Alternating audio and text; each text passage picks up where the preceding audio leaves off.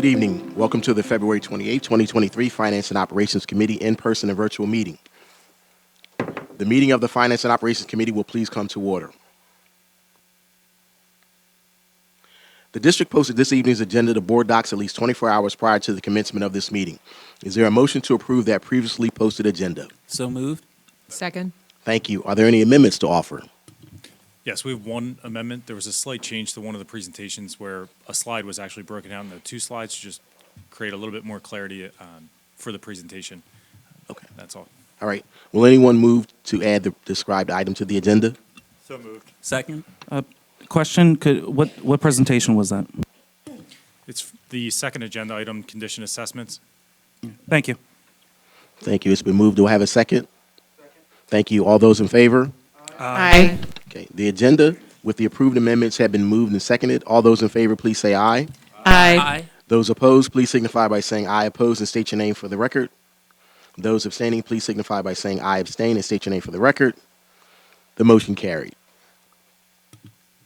I will now turn over the Finance and Operations Committee meeting to Co-Chair Director Warsavage. Thank you very much, President Brown. Mr. Rogers, would you mind beginning with an overview of your agenda items for this evening, and we can go right into the first presentation, please? Absolutely. Tonight we have four agenda items. The first is the long-range planning, which will require board action. The presentation will be provided by Schrader Group and T&M Engineering, and they will present a building capacity analysis and recommendations for a long-range plan. They'll review their building capacity process and provide a summary of their results, which will show the current utilization of our buildings along with the calculated functional capacity if we were to implement the new education specifications. Additionally, they will provide the results of a site analysis which reviews potential locations for a new school along with the associated pros and cons and provide their recommendation.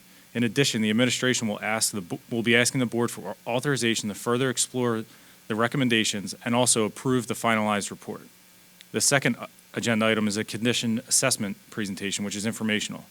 SiteLogic will present the results of a comprehensive building assessment performed on the district-owned schools. The assessment includes all aspects of the location, the grounds, buildings, or the building envelope, architectural finishes, code compliance systems, and equipment. They will review their method of evaluation, software utilized, and a summary of the primary concerns that each building will be reviewed. Additionally, facility costs calculated for each category at each school will be provided along with a calculated facilities conditions index, otherwise known as an FCI. The third item, informational, is a report on annual water testing. This will be the review of our annual water testing that we give each year. The district administration will provide an update as it relates to the district's annual water testing analysis and results and current reporting requirements established under Act 39 of 2018. The water testing was performed at all district facilities in January of 2023. The final item, which will require board action, is a review of policies. Two policies tonight, Policy 011, Principles of Governance and Leadership, and 810, Transportation. At this time, I'm going to hand it over for an introduction to the presentation for the first agenda to Dr. McGarry.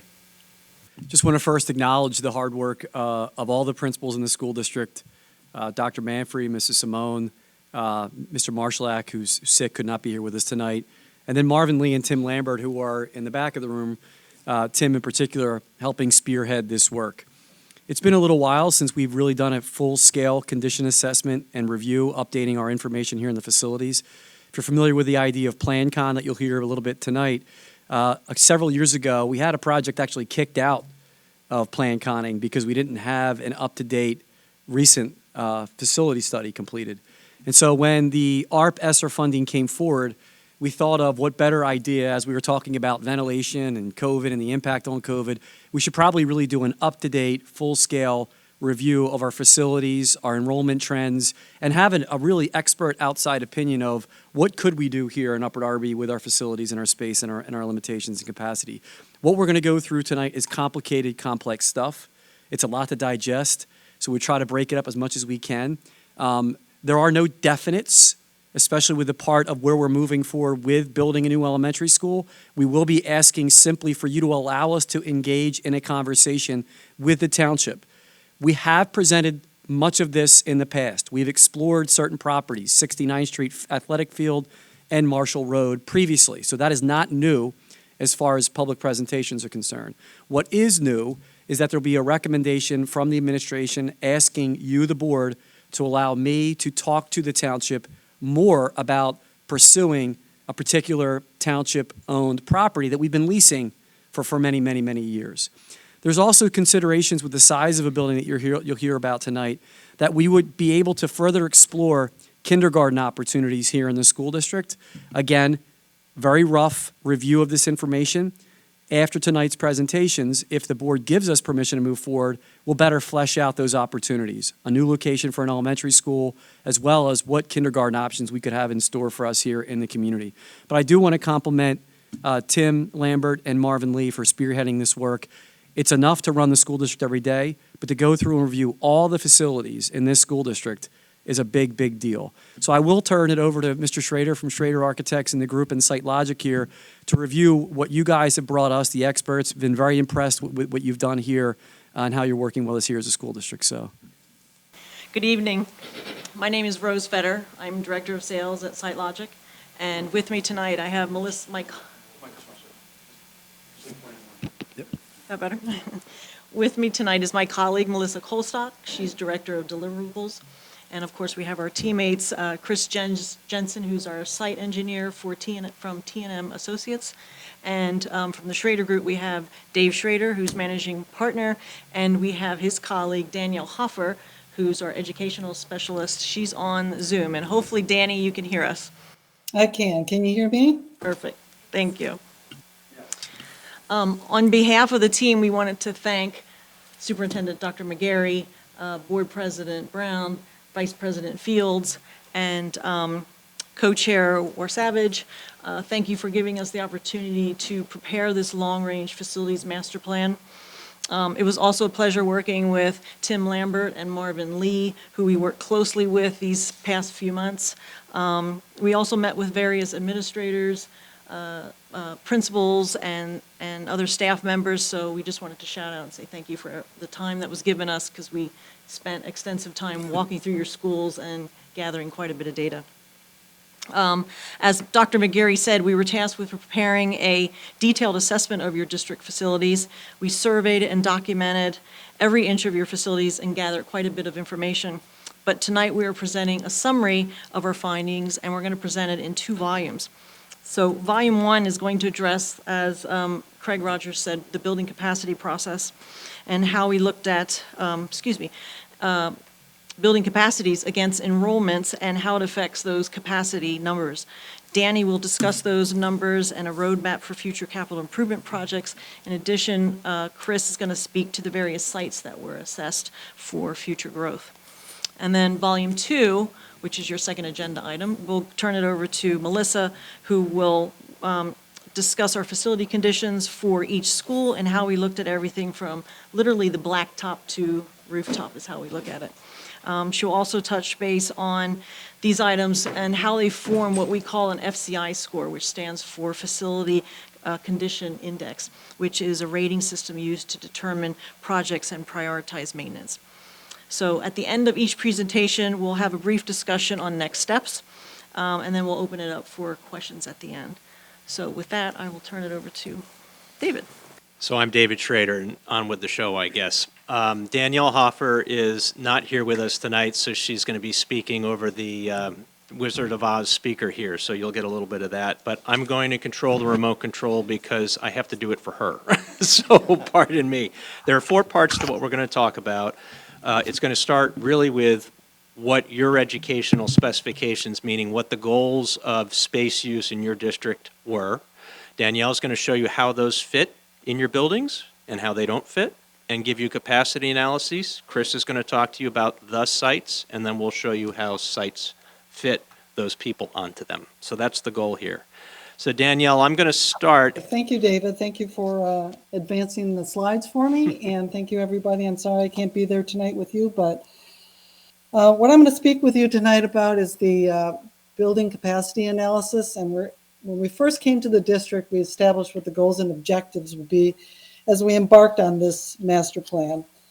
Understanding that 2 of the schools that you currently have students in are leased properties, and so One of the objectives is to eliminate the need for that lease so that all students can attend school within the district boundaries.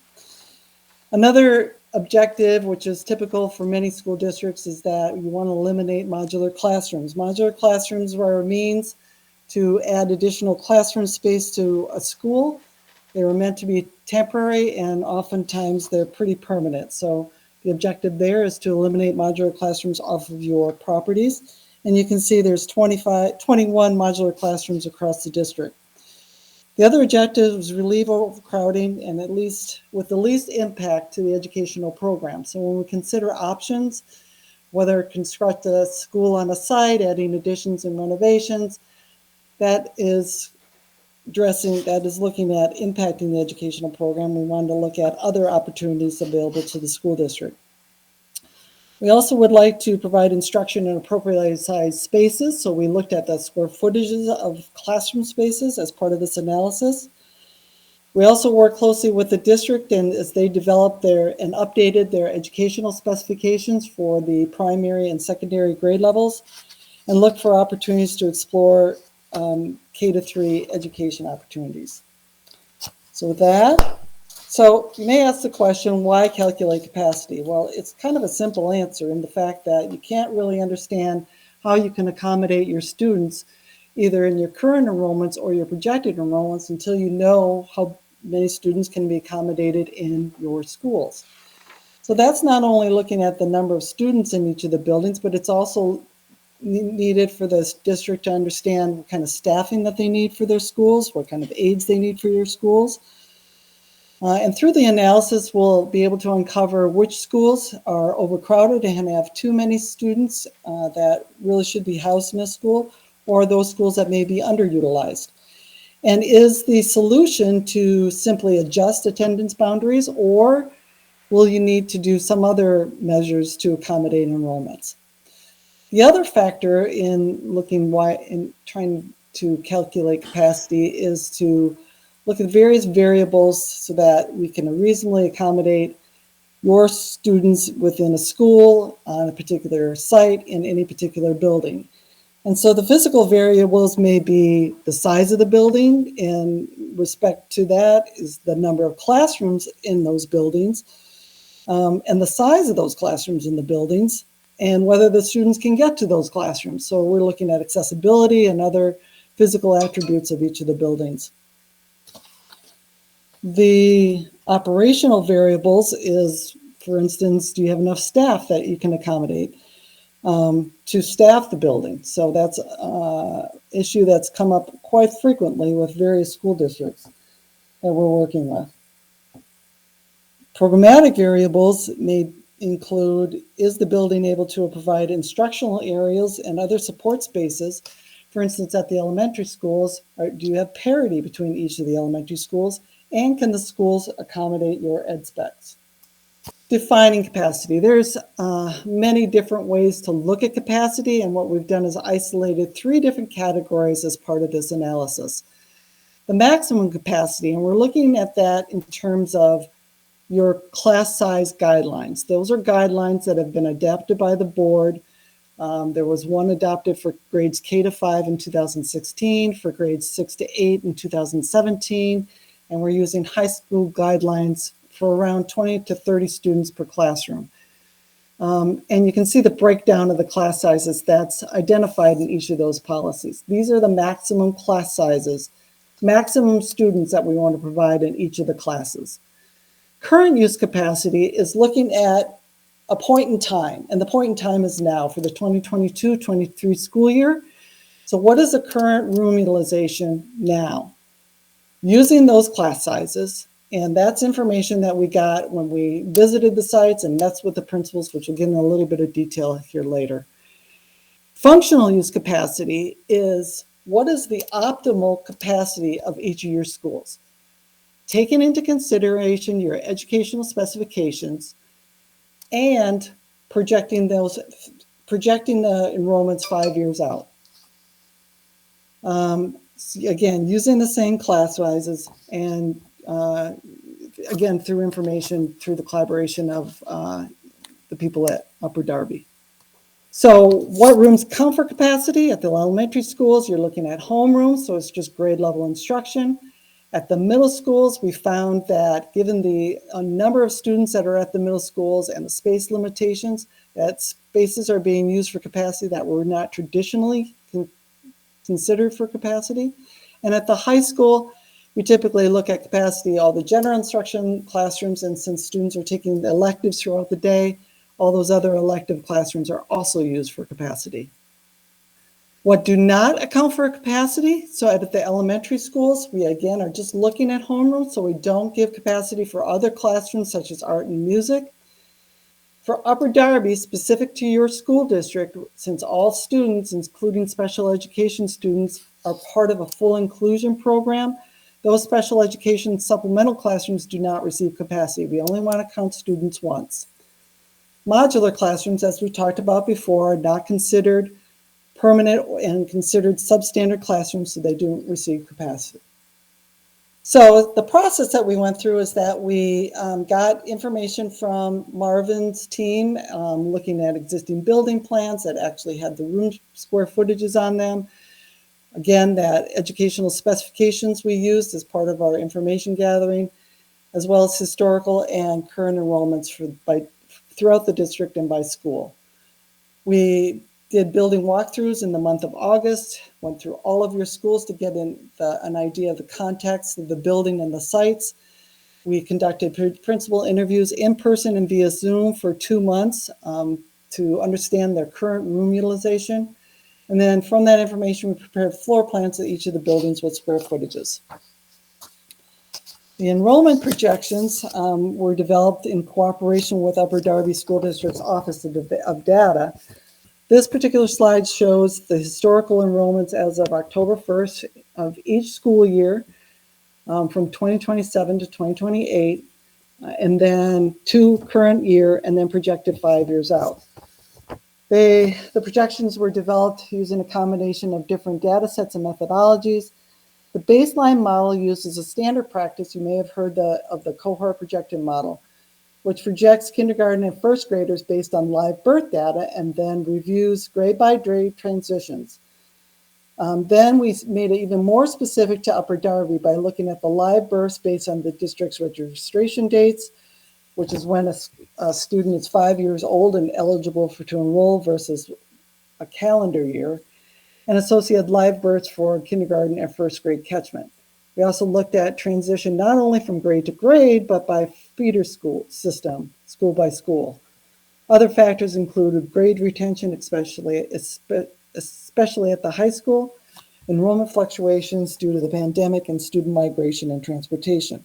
So when you look at this, if you look at the enrollment projections, again, looking at the 5 years out only, because students aren't even been born, so if you look further out than 5 years, you really don't have accurate data to work from. But you can see that the enrollments are increasing slightly and then declining, which is probably due to large class sizes of students graduating and then the low births having to do with the pandemic.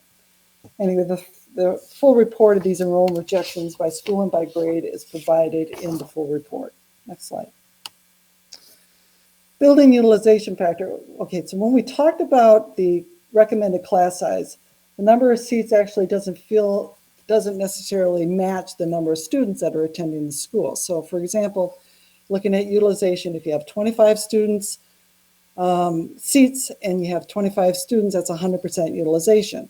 If you have 25 seats and 30 students, you can understand that you're over capacity at that point at about 120% utilization. Conversely, 25 students and 18 students, then you'll be more at 75 utilization. So the utilization is characterized by either the educationally appropriate percentage of the school day that a teaching station can be used for instruction, or the ratio of unoccupied or occupied seats per the teaching station per period. Meaning, if you look at a 90% utilization at the elementary schools, you're factoring 10% of the day somebody's not in that seat because they're going to another program. These utilization factors vary, but this is what we typically see in this regional area. And we use references such as the organizations that we're involved in, as well as our peers. Other planned assumptions, and this is the last slide. So Aronimink, understanding that after the renovations and additions are complete in the summer of 2023, Senko will close and those students will attend Aronimink. Kindergarten Center will no longer receive students from Aronimink or the current Senko catchment area. So that makes 3 classrooms available at the Kindergarten Center. And Aronimink, which currently houses grades 1 to 5, will serve grades K to 5. The life skills, artistic support, and emotional support classrooms provided in the educational specifications have been accommodated for, and we understand that's going to be something that continues to be developed as part of any planning. Okay, so what does all that mean? So what this is showing in the gray column is that we're applying all of your class sizes for the particular grade levels. And the gray column, again, is your current 2022 capacity. And so we counted the number of classrooms that are currently being accommodated in your building. This particular school has modular classrooms, which we're not giving capacity to. It also has classrooms down in the basement that are not accessible. It also has classrooms that are in modular classrooms, if I haven't said that before, as well as classrooms on the stage. So when you start pulling those classrooms into the building, taking program off of the stage, making spaces accommodated in appropriately sized classrooms, you end up taking away from the count of other classrooms that would typically be used for your general instruction. So the capacity of that building goes down in the functional use capacity. Next slide. And when we apply that to looking at your current enrollment divided by that operating capacity, you can see what the utilization factor is. And again, in elementary schools, we're targeting 90%. So currently you're operating, we're not counting the modulars in this, but currently you're operating above 90%. And when you take away all those classrooms, you have a real capacity issue. Another example is at the middle school. We're using the example of Beverly Hills. Here you see on the current use capacity, what we're doing is accommodating, we're not only all of our instructional areas are being used for homerooms because there's so many kids in this that they've needed from the scheduling standpoint to accommodate as much as to use all those classrooms for homerooms. In the ideal world, the optimal operating of that school, you would not only include all the educational specifications spaces in the building, but you would also just use the homerooms of the teams for your capacity. So you can see the differential there between your optimal operating capacity and the current use capacity. And that translates on the next slide to they're making it work now, but optimally, you need additional space at the middle school level. And that's kind of falls true with Drexel Hill as well. So when you look at the full summary of it, and I draw your attention over to the purple side because you really want to optimize your use of the buildings as much as possible. There's 2 buildings, the Kindergarten Center and Aronimink, because kindergarten kids are coming out of the Kinder Center to go to Aronimink, are within the functional operating capacity recommendations, but the rest of the schools are not. This, if you look at 90% utilization across the board, your capacity is deficient by 1,162 seats. And then we also show what it would be at 100% utilization. Danielle, if I could just jump in, and I appreciate your patience with us as you did this work. I know we had some strong conversations in the boardroom when we did this. It's key, I think, in the top part of this, the kindergarten Aronimink in particular. Your group and this team was working on our administrative recommendations based on the fact that the board still has to make decisions whether they're going to do this or not. But in order for you to plan to look at our full capacity, you had to look at it that way, not saying it's a sure thing. The reason why the kindergarten also looks like it's better utilized is because we would be moving kindergarten spaces out of the kindergarten center to free up some of that space. So those who are watching in particular tonight, this is based on some assumptions, because if we don't move in this direction, we have an even bigger capacity issue. And that's really what this points out as well. So I just want to make sure for the viewers that are there, your team and the team that's here took the assumption that, hey, you got to do something with Senko and Charles Kelly and the kindergarten center, and we understood your recommendation, so let's play that recommendation out. At the middle school, we're also seeing, again, I draw your attention to the purple column on the right-hand side. If we're fully applying the educational specifications and using the optimal capacity for those buildings, we would need as many as 50 to get to 100% utilization and maybe 60 to get to the 90% utilization for the middle schools. The high schools is a little bit different because we understand that not all students are taking a full class load. So given that some students are attending Delaware Community College and the CTC, and scheduling, you can make that work within an operating capacity that's workable. Next slide. So, capacity recommendations. Continue the track that you're currently on now and close Sencow to merge those students into Aronimink. Move forward with the planned Clifton Heights Middle School project because that will address some of the capacity needs at the 6th grade, 8th grade levels. And again, going back to those goals and objectives to minimize the disruption to the educational program, we looked at several options, also including sites that that Chris Jensen will talk about at TNM. But if there's an opportunity to build a new elementary school, that will address a lot of the issues in terms of capacity. Depending on the size of that new elementary school, there are other opportunities to take schools offline and reconfiguring grade levels. And finally, again, going back to the goals and objectives, remove the existing modular classrooms, except for there's some modulars on the high school campus that's used for alternative ed. We wouldn't recommend moving those, but you could start to take some of those modular classrooms offline at the other schools within your school district. Good, thanks, Danny. That was a lot of data, and there are sheets for every school, and I guess you're lucky we didn't share every one. So just real quickly, you did hear the comment about the idea of the planned Clifton Heights Middle School, because that does take care of this slide. And I think the number that we probably want to draw your attention to on the elementary slide is that deficiency of somewhere in the neighborhood of 11 to 1,200 students. Okay. So again, this is modeling these buildings the way you want to use them educationally in the future.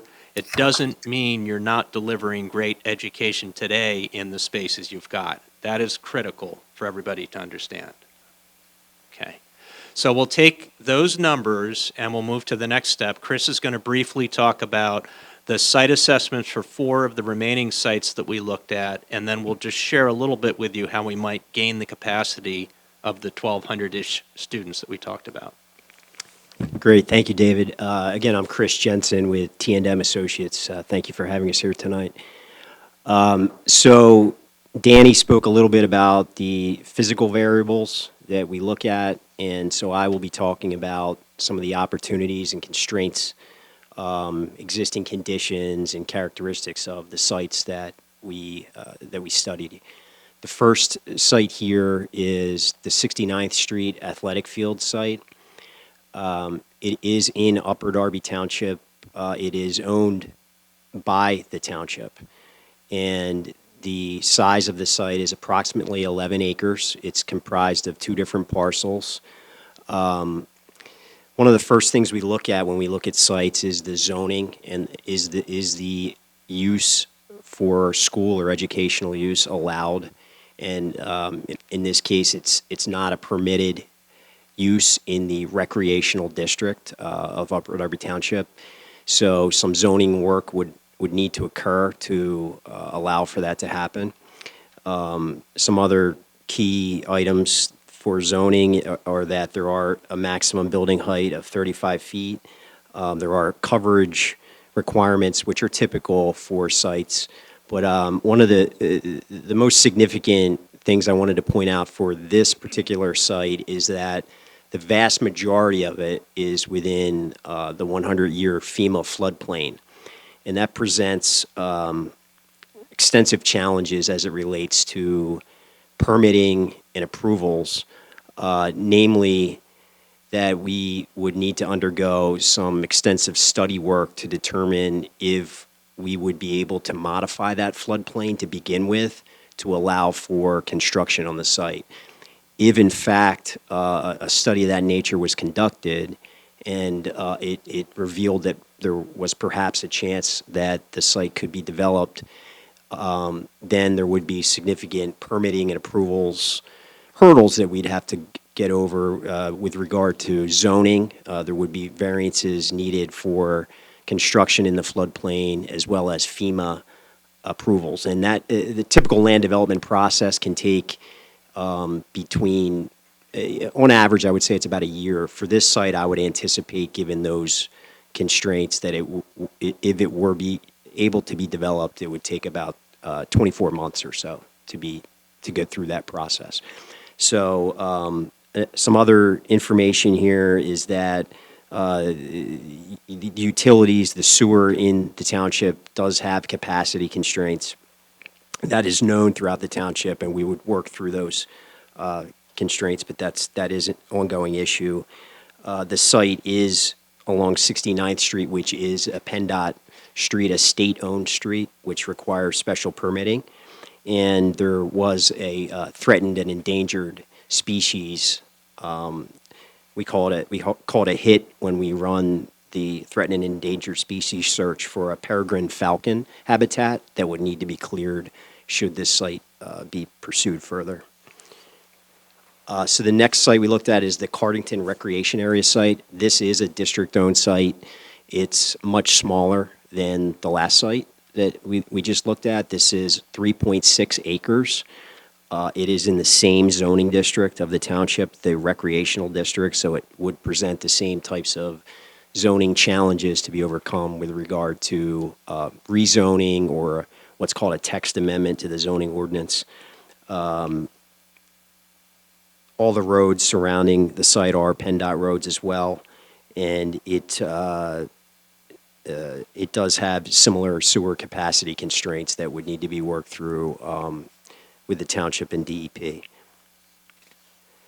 The Hillcrest Elementary site is also a district-owned site, and it's approximately 12 acres, so again, a larger site. As you know, it has the existing elementary school on the site that takes up approximately 2/3 of the 12-acre site, so there's about 4 acres remaining in the athletic field. The zoning for this particular site is actually residential, R3, and this district allows for educational or school use via what's called special exception, and that is through the zoning hearing board of the township for sites that have higher impacts. Similar to the other sites, it has very similar issues that would need to be overcome with regard to land development and permitting. It is not in the floodplain. It does have a Indiana bat habitat clearance that would be required. So the last site I'll talk about here is the Marshall Road Field site. This one, similar to 69th Street, is owned by the township, and it's approximately 19 acres in total. It's a little bit misleading because there is a portion of it in the floodplain. So the buildable acreage is 8 acres that runs along Marshall Road. This site is actually within 2 zoning districts, the recreation and the residential R4 district. The portion that's buildable is in the recreation district, similar to 2 of the other sites, and would require zoning work with the township for development. The Marshall Road is also a PennDOT road and will require PennDOT permitting. And that's the overview of the 4 sites from a physical characteristics standpoint. And with that, I'll pass it back to David to talk about planning. So keep in mind that 1,200-ish number that we talked about from the elementary standpoint, and we'll go back through Chris's pieces of property here, and I think 2 takeaways from what he described here, not specific to 69th Street, but specific to the others. He talked about allowable use on the site. This is a hurdle that we go throughout southeastern Pennsylvania in zoning. Essentially, The goal is obviously to try to have schools that are within neighborhoods, but neighborhoods are located, they're residential. And so they have an R restriction, and that R zoning requirement basically calls for smaller buildings, smaller parcels. So when you try to build something larger, they want to try to keep that residential size and scale. Building height. He mentioned building height is 35 feet maximum. That's pretty much the maximum on all 4 sites. That's pretty much the maximum throughout your area here for the most part, unless you're in one of the commercial districts. So when you go to 35 feet, that essentially allows you 2 stories. We know that living in this area, we have very tight sites. That's all that we have left. And so we have to build a little bit taller. So typically we're looking at about 3 stories per building. 3 stories is 45 to 50 feet. So it's not unusual for us to have to seek these zoning exceptions, variances, and so on. So please understand that that would be part of the process. 69th Street, I think Chris spoke pretty well to this one. Clearly you have some real limitations there. Building in a floodplain always creates a challenge. And he pretty much expressed that. The diagram that you're looking at, just for everybody's sake, there's a blue hatched area at the bottom. Chris's engineers were trying to figure out how you actually accommodate the change in flood height there so that that is no longer a flood plain. And one way to do it is to create a very large channel or almost creating a small riverbed to some extent. So that's what that's identifying here. They were actually working through a solution in some way, shape, or form. So Cardington, as we look at that site and look at the available acreage, what we were trying to test here was how much building could you get on the site, still accommodate the parking requirements for zoning, and still have some playing area. And nobody should take any of these designs away as designs. These are test fits. That's all that this is. And whoever designs from here on will design something. So just understand that these are test fits. But you can see that you can get an approximate 550 student building at 3 stories on this site. And 550 students equals a quantity of classrooms equals a quantity of parking spaces. That's what that is showing. So that's just to give you a sense of what can be accommodated on the Cardington site. The Hillcrest site. The interesting challenge of building on the Hillcrest site is that you folks don't really have a place to put the students while you build something new. And so in the case of Hillcrest, you'd have to figure out, you can see a dashed line underneath pretty much the word facility. You'd have to figure out how to get a building on that site while the kids were in school. So that's what's being represented here. Whether it's the right solution or not, you're seeing, again, a 3-story building on the right-hand side in white. You're seeing all of the parking requirements here.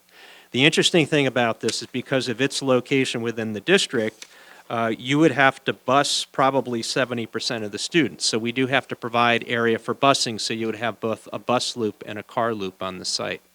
But it's doable, and you can see you have the opportunity to have the kids in the existing school while the new one's built, tear the old one down, do all of the parking areas, and you accommodate somewhere in the neighborhood of 1,200 students on that site again. Again, you're 3 stories, so you'd have to go through the same variances and so on that Chris mentioned earlier. And finally, Marshall Road. Again, we recognize the goal is to get as much playing field as possible on a site. We also realize that due to the location in the district, Marshall Road Field probably does not need as much busing as we've shown, just as an example. And again, one more time, it's just a facility test fit. It's just showing that all the parts and pieces fit here. The interesting thing about this site from our perspective is that you truly can fit 12 to 1,400 students worth of capacity on that site. Get all of the parking, deal with the flood area that Chris talked about, and actually use that 8 acres appropriately. So this piece of property certainly has some great attributes to it. Challenges, of course, are that it is not owned by the school district, and it is the same issue that Chris talked about with the recreational zoning district, and that it's not a permitted use and it exceeds the heights. So those are the 4 sites, and hopefully that leads you through the whole conversation of how many students you can accommodate, how many you need, and where you might put them. Yeah, again, just quickly, we're doing our best for the public to show all of our opportunities. I will say you're optimistic, and I appreciate your presentations. we feel, at least the administration, and I think this community and the board, we want this last year or yesterday. And every time we bring somebody in to do this work, we're presented with so many barriers and obstacles. So your patience in working with us and Marvin and Tim coming in, having a fresh set of eyes to the school district has been helpful. But it feels overwhelming at times because there are so many, there isn't one site that you presented today that's like an easy layup for us to build on. And so I also appreciate the fact that, you know, we've had some conversations with township folks. They're not against or for anything yet. So I want to make it clear to anybody who's presenting tonight or that's out there, these are just options that are open for discussion. And we're hoping that if the board moves forward with this, we can further those conversations. The hard part is, even if we were to build on a district property, Cardington, it doesn't meet our overall goals. And it's going to require a lot of zoning changes. So if that's our last opportunity, it's cumbersome to build on there as well. The Hillcrest slide, would that be 1,200 additional students on that site, or would that be 1,200 total students Good on point. that site? Your net is about 600 students. Okay. Thank you. Thank you. And that might actually be a great segue. That is the case with Hillcrest. You are not solving all of the issues there of those sites, the ones that solve all of the issues for the moment. And the one that seems to accommodate the most goals there, of course, is Marshall Road Field, again, not owned by the school district. So that is, at this point, that seems to be the best of the four that we identified. So if you do go forth with one of the topics here, these are all of the pieces of the puzzle that have to be accommodated. And you can certainly read the slides, but the big picture is we have to approach the township about Marshall Road and just have some conversations about it. We'll develop a true program for the number of students. I think the interesting thing about everything Danielle pointed out to you, that's math. And math does not necessarily equal all of the programs for the students.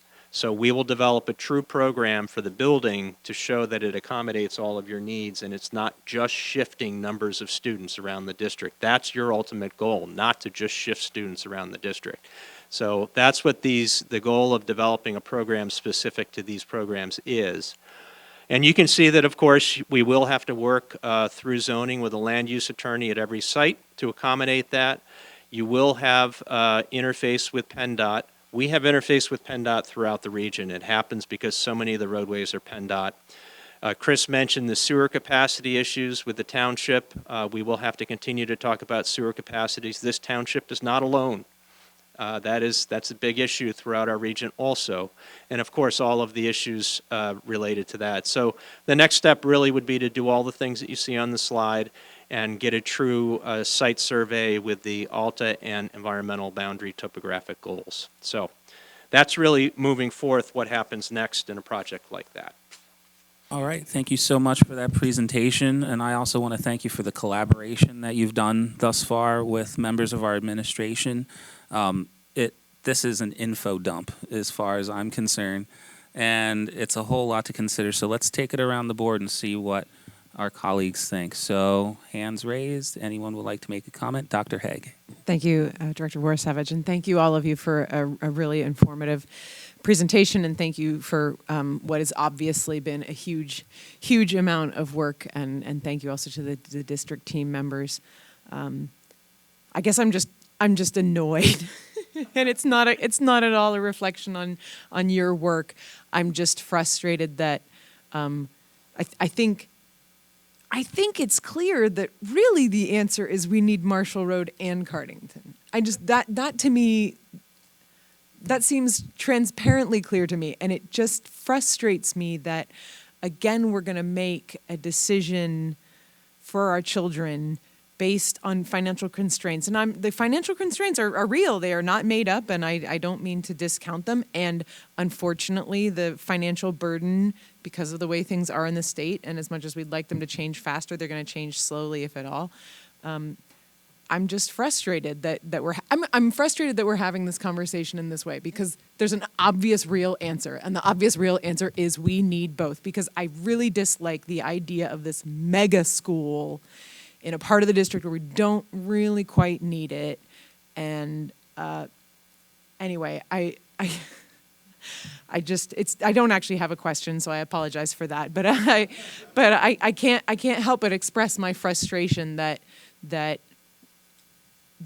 even you are sort of forced to make this suboptimal recommendation because of the financial realities. But to me, it's just so clear that we really need both, and I'd really like kids to be able to walk to their school like I get to walk my kids to school, although it takes us a while because it's a mile, but we can walk a mile. Well, we're just over. We have a bus, but that's a whole nother topic. Anyway, I would really like us to have walkable schools for our kids and neighborhood schools for our kids. So I'll get off my soapbox. Thanks. So I want to ask all of you, let's just take a moment, because we had introductions, but take a moment to tell us and the community more about SiteLogics and Schrader Groups and TNM, your experience and history in this area. This is a chance to toot your own horn, okay? I want the community to better understand the background and experience your companies bring to the table, and if appropriate, provide some examples of other projects that you've worked on and things like that. I want to establish that in this meeting. So, thank you. So I'll start with Schrader Group. I appreciate that. So we're a firm that's 19 years old. I've been in the region, though, for 35 years doing planning and design. Did it for another company prior to starting this business. Our office is located in Manayunk. We've worked throughout Chester, Delaware, Montgomery, the city, all of the areas around Bucks. Many of the school districts in Lower Bucks County we've worked with. Montgomery County, Hatboro Horsham is the last one that we are working on right now. We did the Upper Marion New High School project, several of the school buildings there. Phoenixville Area School District, a number of buildings there. We're doing the new 5-6 Center in Great Valley School District. Work throughout this area, throughout the city itself.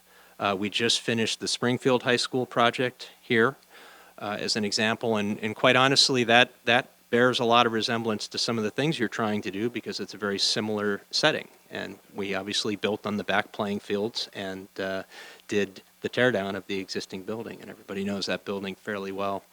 And then plenty of projects throughout the school district of Philadelphia, and we deal with similar situations in all of those areas as well. So we do both the planning that you've heard Danielle talk about, and we do the buildings. And so we have a pretty good understanding of all the things that you're talking about and the concerns you have. And having lived here for much of my life and all of the people in our office, we understand the needs and the desires of the communities as well. So hopefully that's the answer. Okay. Okay. Again, Chris Jensen, T&M Associates. T&M has been around for 50 plus years, and we have done many numerous school projects. I've been working in the industry for about 20 years and had the good fortune to do and work with David on many of the schools that he just described, including Springfield, Delaware County, that has a lot of the challenges and opportunities that we see here. The firm, T&M, we specialize in land development permitting and approvals and being able to work closely with our clients and owners for understanding what they need and making sure that we expedite the approval process. And we really like to think we're experts with stormwater management, which is a big topic right now in the civil engineering world and in general.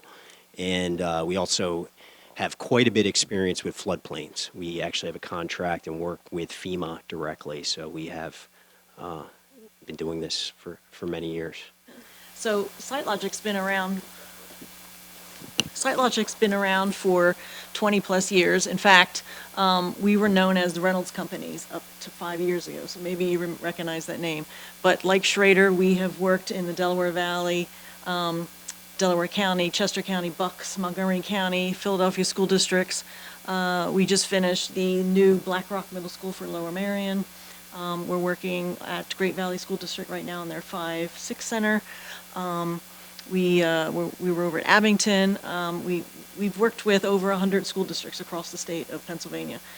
Prior to SiteLogic, we were known as mechanical, electrical, plumbing engineers, construction managers. When we were acquired by SiteLogic, we picked up a lot of planning services. So now we do planning, design, construction, building commissioning. And so in addition to doing a lot of projects with the Schrader Group, we bring a lot of procurement methods when it comes time for construction, excuse me. Yeah. Am I missing anything? Fantastic. Thank you very much. I'll save any comments I might have for at the end.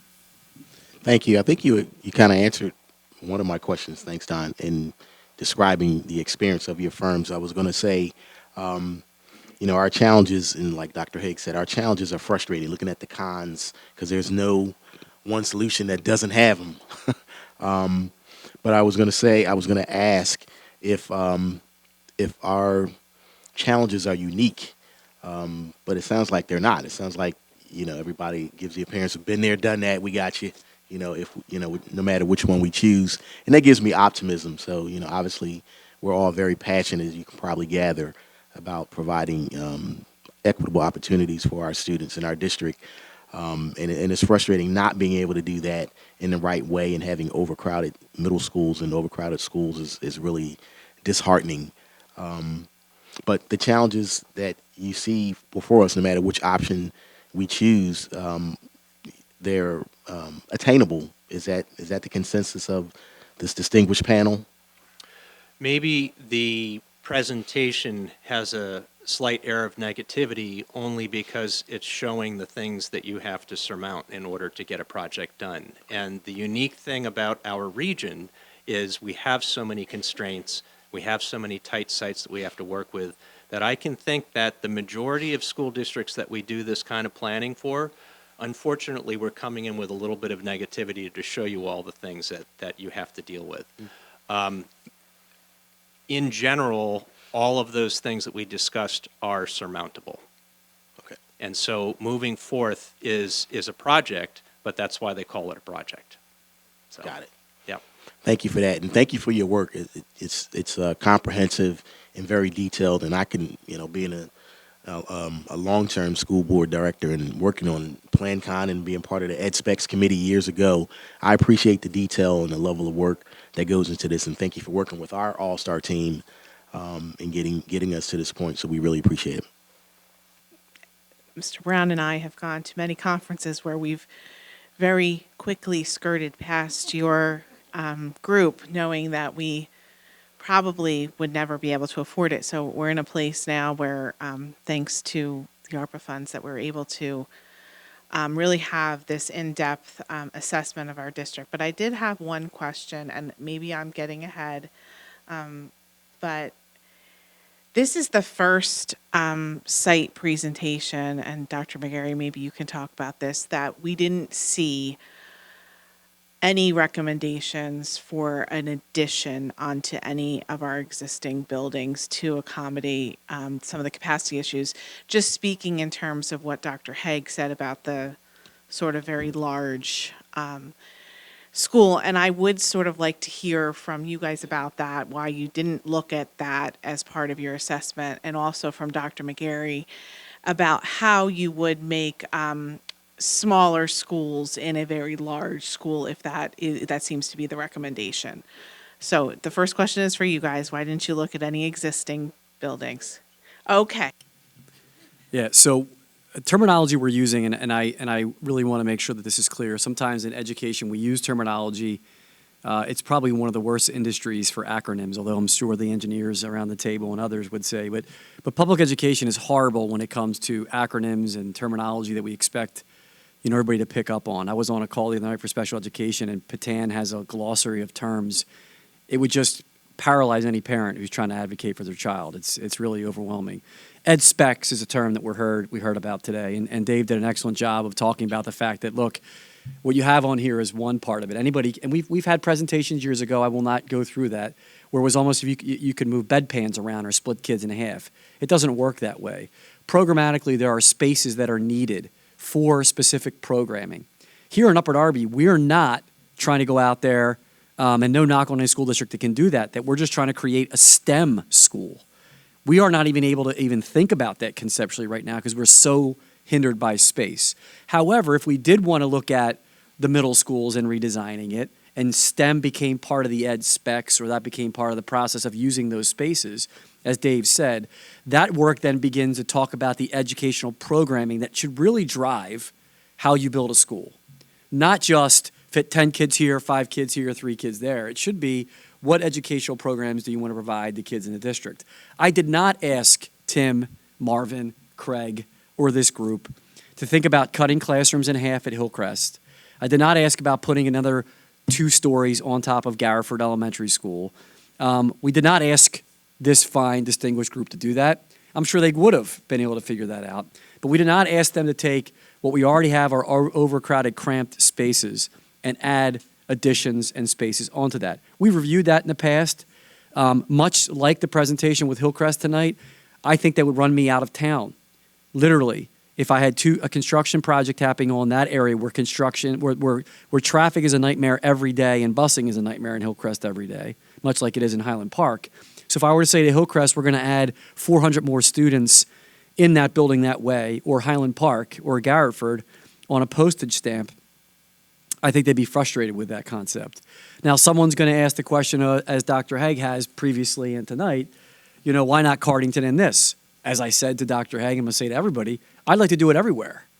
The reality is my job is financially to bring forward to this board what we can try to pull off long-term and short-term. If we could build schools in all these areas and afford it, that would be a different conversation. We're trying to do this in the most efficiency with staffing, which is limited right now, getting kids to school and transportation, which this site might be the best for that, and trying to make it a smaller learning environment. So what we didn't go through tonight, because it would be a lot to digest, and we'll get there if you give us permission to look at it, is begin to look at that building if it were to take place on Cardington, on 69th Street, on Marshall Road.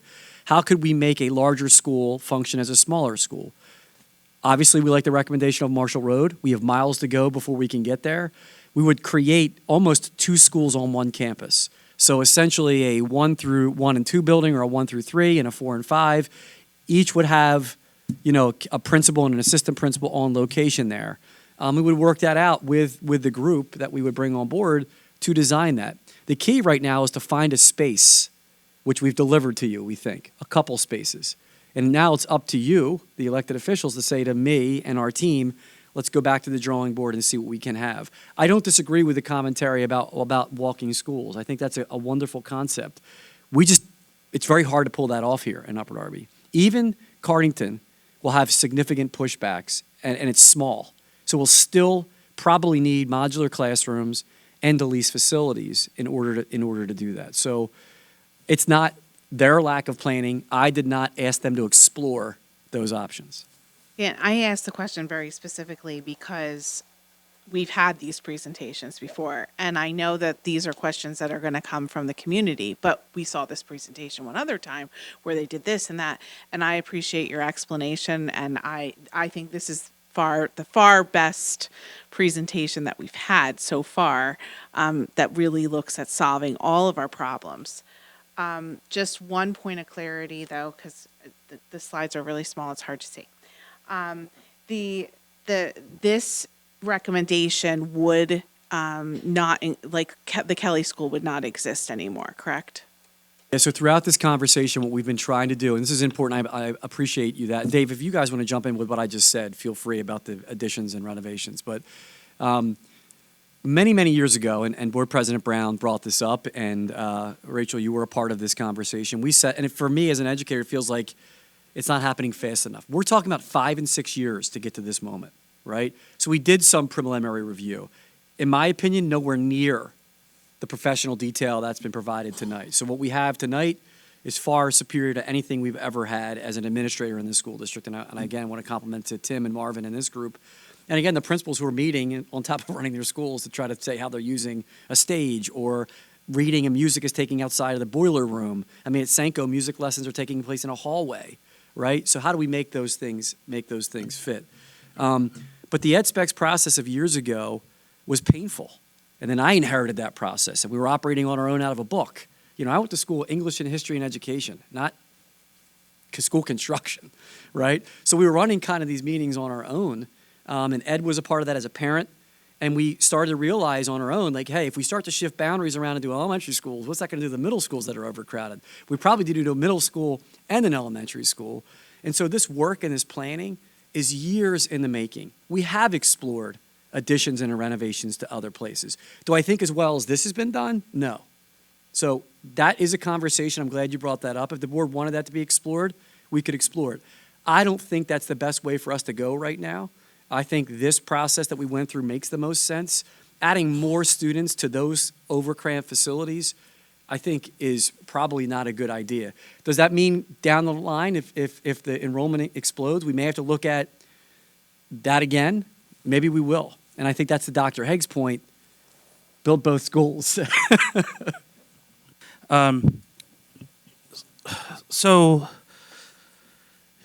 you know, this is my, I guess it's our fourth year, school board director. You know, I was elected in, oh my God, I don't even know, 19, right? Was that one? Yeah, 19, jeez.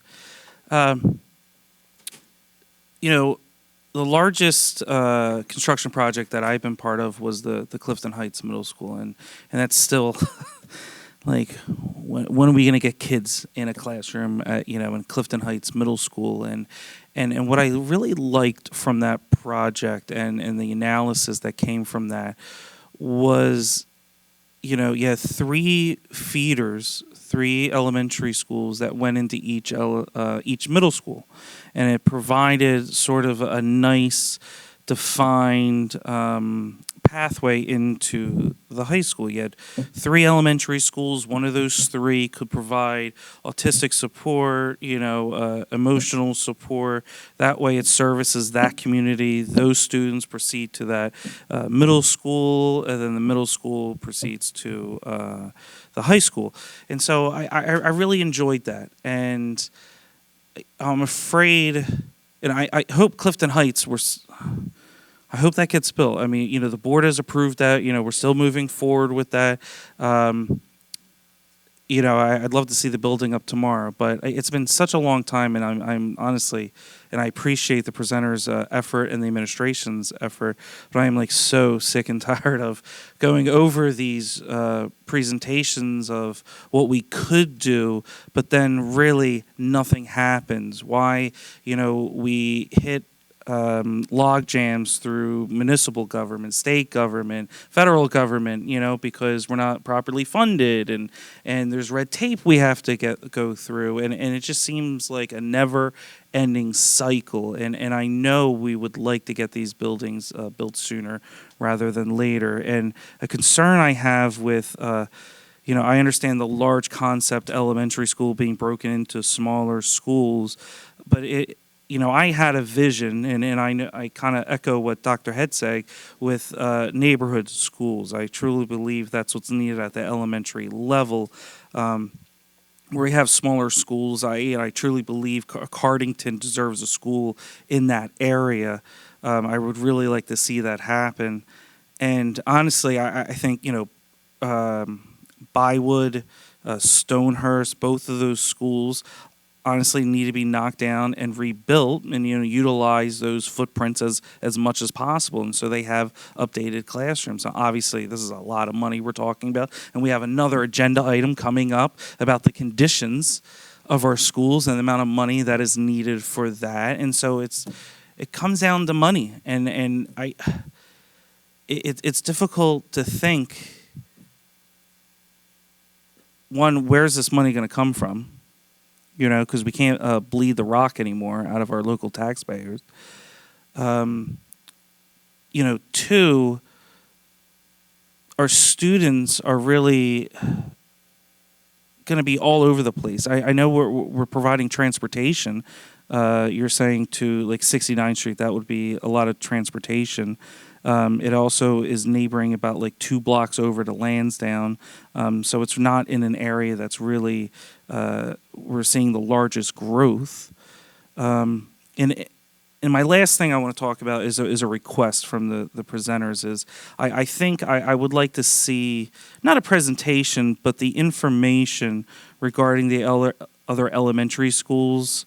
If Clifton Heights, the plan that the board approved, was ran through the capacity numbers that you mentioned, and you compared then Drexel Hill, Beverly Hills, and the Clifton Heights middle schools, what would those percentages then look like according to usage? I would like to get an understanding on where what we thought we wanted to build there, because now is the time to go back and say, you know what, we got to redesign Clifton Heights because these numbers are not acceptable. And so do we need to change something? Because I don't want to build a school and then like in Wallingford Swarthmore, where they built the middle school, and all of a sudden now they're talking about it's overcrowded, and they built it 10 years ago. And so now they're talking about, do we need to change anything? Do we need to add an addition? Do we need to reconstruct some classrooms, which they've already done? So I don't want to spend money, and then in 10 years we have to spend money again by doing an expansion of a school or expansion of a site already. So I would request that maybe the fuller report be provided to the board and to the public so they can view their own neighborhood schools and really just take a look at the data. But I understand the administration has access to all this, and I truly appreciate the presenters developing all of this information, because it's the first time that I believe the administration really has clarity on what our resources are in the schools, our facilities, our land, the township's land, the borough land, and what the possibilities are. And so I appreciate you providing clarity to them on possible solutions on where we can go as a district. But I still think, you know, there's a lot of options to consider, and I know the board is going to have a robust conversation in the upcoming months, upcoming years, I'm sure, regarding next steps. So, like, the walk away, I know that was like a long-winded speech. I just kind of kept rambling on. But a request to really see the numbers for all schools, to make sure that's available to the public as well, so they can view their own neighborhood school. Like, for example, Gareford. I know the schools were selected because they were the highest number, the highest capacity percentages, and I know that's why that was selected. Also, could I see the comparison of, if, let's say Clifton Heights did exist right now, what would the capacity issues be for those 3 schools altogether? And I So kind of I want just to want to jump in there and just say that I believe in this presentation, part of that was addressed, that when the Clifton Heights Middle School is developed and built, it will get the 2 middle schools. So what Danielle presented is that getting the schools down, it gets them closer to that room utilization that we'd like to have happen. Again, back to the ed specs, we ask this to be developed outside of teaming, which restricts classroom use as well. We're essentially using this based on homerooms, so our middle school design is almost following a high school design versus middle school teaming and how that changes the use of spaces. But we did look at the middle schools, and the recommendation is to move forward with that because that gets you closer and better. Dave, to your question, and you've done this many, many times, and I applaud you for always trying to sneak this in, and I appreciate it. And this is important. You'd like to see us build as big a building in Clifton or a larger size building as possible, and I respect that. The problem is, just to get to where we are, we had to settle in a written agreement on that property, and to exceed that capacity is going to maybe set us back even farther than where we are right now. As far as the elementary schools are concerned, I also think that is in this presentation. If you look at utilizing those spaces and flesh out the use and the capacity there and keep them in play, you can add those classrooms and you could see what percentage of use is there if you were to keep them in play. What we're saying is, and we don't disagree, in an ideal situation, maybe knocking down Bywood or Stonehurst or somewhere else for a new school, although they have held up tremendously well, right, for almost 100 years, they're still in really good shape. So if you look at that eventual presentation we'll get to tonight, I hope, the red, the green, the yellow, they're still in really relatively pretty good shape, given that they were built in the 1920s, some in the 1930s. And so that speaks to good school construction and how long they've lasted here in the community. The problem with getting to the neighborhood schools is the last part I want to add, staffing and efficiency, right? There are some models, and Dave's the architect here, you can tell me if I'm wrong. Some school districts have moved to larger schools because there is efficiency in use of staffing. Because we noticed when we reviewed this, and we haven't done this whole publicly yet, but we've already looked at it internally, the move to a school at Marshall Road actually allows us to make better use of special education, EL, give better support to the students than spreading them out to smaller neighborhood schools where staffing is a limitation right now. So if we do build smaller neighborhood schools, how are we going to staff them? And what's that cost and what's that expectation for EL, for special education? We're a school district that has almost 2,000 English learners now. Just a short period of time ago, we were under 1,000. Then it went to 1,400. Now it's over 2,000. So, or getting to be over 2,000. So as we look at that just space and personnel. What can't you hire right now? Reading specialists, EL teachers, special education teachers, science teachers, math teachers, and sadly, elementary school teachers are fewer and far between. So if we spread out all these neighborhood schools too in the current staffing situation, we looked at how do we staff that? This Marshall Road actually frees up staffing. Dave, I don't know if you want to add anything, if I messed anything up. No, not a thing. It's just to supplement that a little bit, and I know we want to get to Melissa's presentation as well. So just to give you the true functional capacity based upon your ed specs, it's the third column from the right there. And it's tiny on purpose so you can't read it. That's I'm just kidding. So if you've seen this, the document basically shows, with the exception of 2 schools, you're essentially 500 to 600 students capacity in each of the buildings. Now, Aronimink you've just added capacity to, so that's the one that pops up above that. So that gives you a sense of how all the schools would function if you used your ed specs to design those. You mentioned 2 other things. We recognize the constraints that you have with Clifton Heights, and I'm not quite sure how that parlays into a total population, but I do know that the design that is being undertaken for that is at least done with contemporary design concepts. They're not looking at the idea of packing it like a high school would be packed, homeroom in every room. They are looking more at the idea of at least teaming clusters, whether it's teaming or not. It's got kids in basic homerooms, and then the specials are being used as the outflow spaces. So the capacity there will be quite different. To the question, and it's now been brought up 3 times, of the large school, well, it's important to address these. One district that we worked with that did something very similar was Bristol Township, and anybody who knows the whole Levittown community know that Bill Levitt donated property. I'm not sure if he actually built the schools. I can't remember that part of the story, but the schools all ended up within walking distance within each of those neighborhoods, and the district could not maintain those 9 elementary schools any longer in the shape that they were in, and so we as a team went back and built 3 1,250 student schools, and they're all schools within schools. So it's 2 small learning communities of 600 students each, and then they share common core spaces. And those 3 sit not within a mile walking distance now, but now a 2-mile circumference. It's kind of an interesting little analysis of that part of Levittown. There's a kind of a fun presentation about it too. But it's a good example of how you can build the smaller learning communities on the site. Because we point out all sides of things, we think, yes, you would have 1,200 students on a site.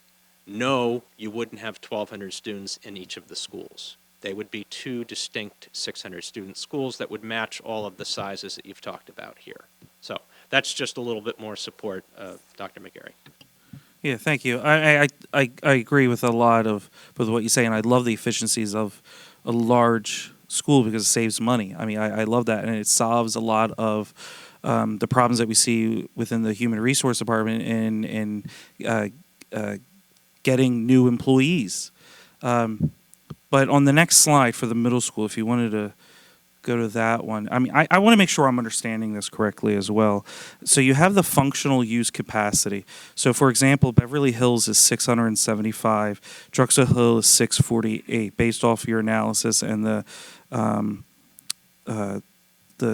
ed specs that you utilized from January 2023. Now, based off of that, you're saying that should be the maximum population of the school. Is that correct? No. So what does that number mean in relation to the population of the school? May I take that? Oh, okay. So you're not the one who gets it wrong. I'll get it wrong. Look, ed specs is the ideal that we're working toward. I should have said this in the beginning, and Dave can back me up. We're trying to get there. No matter what we do, it's going to be very hard for us to get 100% ed specs in our schools in this district, and I should have said that. And I apologize at the beginning that I didn't. So the class size guidelines, it took us months and months, if not a year or so, that were meant simply to plan. An architect needs something to think about when they plan. It took us months, Ed and Rachel and others, to get class size guidelines. They're not policy. They're simply allowed us to figure out what we would like to work toward. Is that going to be perfect in every single school when this is all said and done? No, because not every neighborhood has the exact number of first graders, second graders, third graders living in the same street. Same thing with this. We ideally want to get to ed specs, but as Dave said earlier, some buildings going to have to work with us on emotional support. Some buildings going to have to be autistic support and life skills support. We simply don't have the space or the teachers to run that in every single school. So when we flesh this out, the ideal perfect scenario, to your point, Dave, is that if we plan our planning out and we try to get there, this would be the perfect scenario. And you might not like what I'm going to say right now, but we're never, in this current environment, without building everywhere, going to be perfect in every ed spec scenario that we want to get to. It's also a moving target in Upper Darby. As you heard in the enrollment trends, we had to use a different part to figure out future enrollments because there's multiple occupancies in Upper Darby. There's over 1,000 multiple occupancies. That's also somewhat considered homelessness because they're doubling up or living in multiple families. Foster care, right? We have 100 students who are in foster care. So we have a lot of complicated factors that come into play. When you look at Upper Darby School District, support affidavit, students living with somebody else, multiple occupancies, special education, English learners, we're larger when you add those numbers up than almost every single Delaware County school district. And it's very hard to put your finger on predicting those enrollment trends every year. That's another moving target with these ed specs that we have. And so I should have said this in the beginning, and I apologize, but getting to the ed specs is difficult. And to your point, Dave, it looks like, I know where you're going with this, I think, it looks like we need a middle school of at least 1,300 students to solve all the problems. In a perfect world, you're not wrong. Unfortunately, it's not a perfect situation for us. Dave from Schrader. So I wish that I knew the exact numbers, and normally I would have looked up your old PlanCon numbers to understand what Beverly Hills and Drexel Hills capacities were based upon the old numbers, and I'll go back to that in 1 second. So Dr. McGarry's point is ideal. So the term would be ideal. If you had your ideal opportunity, it would be 4 sets of classrooms or 5 sets of classrooms, depending on how the program runs, of students, and that's school 1 or team 1, team 2, team 3, team 4. Those kids feed out into all of those special spaces that they need. That's today's methodology if you can plan a building like that. And I said if, so that's pretty important. But what happened in 73 and 74 with what you heard of early on, PlanCon, was they developed a process where the junior high school, which evolved into the middle school, was categorized very similarly to a high school. And so a homeroom meant that the kids went into all of the spaces in the building, and the 85 to 90% utilization gave you the room in the building just for the students to circulate to the next room that they were going to. The new concept for middle school education, not junior high, middle school, is that you're setting up teaming clusters with the specials for people to go to specifically. So my guess is if we went back and did the old and original formulas that these buildings were built around, they're probably 12 to 1,500 student buildings per Pennsylvania original conversations. So you can see that these buildings do handle that capacity. It's what's ideal, and I think that's what Dr. McGarry was getting to. And this is why this is getting so depressing, because like from the numbers, I'm like, oh my gosh, we need 2 new middle schools. It's like we're working so hard just to get 1 new middle school, but now you're telling me just to meet really the current capacity numbers and what an educational building should look like, we need to actually have 2. So yeah, it was just mind-boggling to me that the numbers were like that. And I assumed, based off of in Clifton Heights, we'd probably be at like a 120, 125% in that last column for the functional operating capacity. That's where I think we would end up for those 3 middle schools, which, I mean, with renovating and using spaces like we do now, and how creative the administration is, it's a lot more doable than just having the 2 middle schools. So I think that would put us in a great place. But yeah, so once again, I know I'm wrapping up. A request for the public to see their neighborhood schools, a site analysis of that school, what their numbers would look like. I know we reviewed just the highest ones, but I would like to see that as well for the neighborhoods. And this concludes my comments. I just want to, and I'm trying to remember what I was going to say.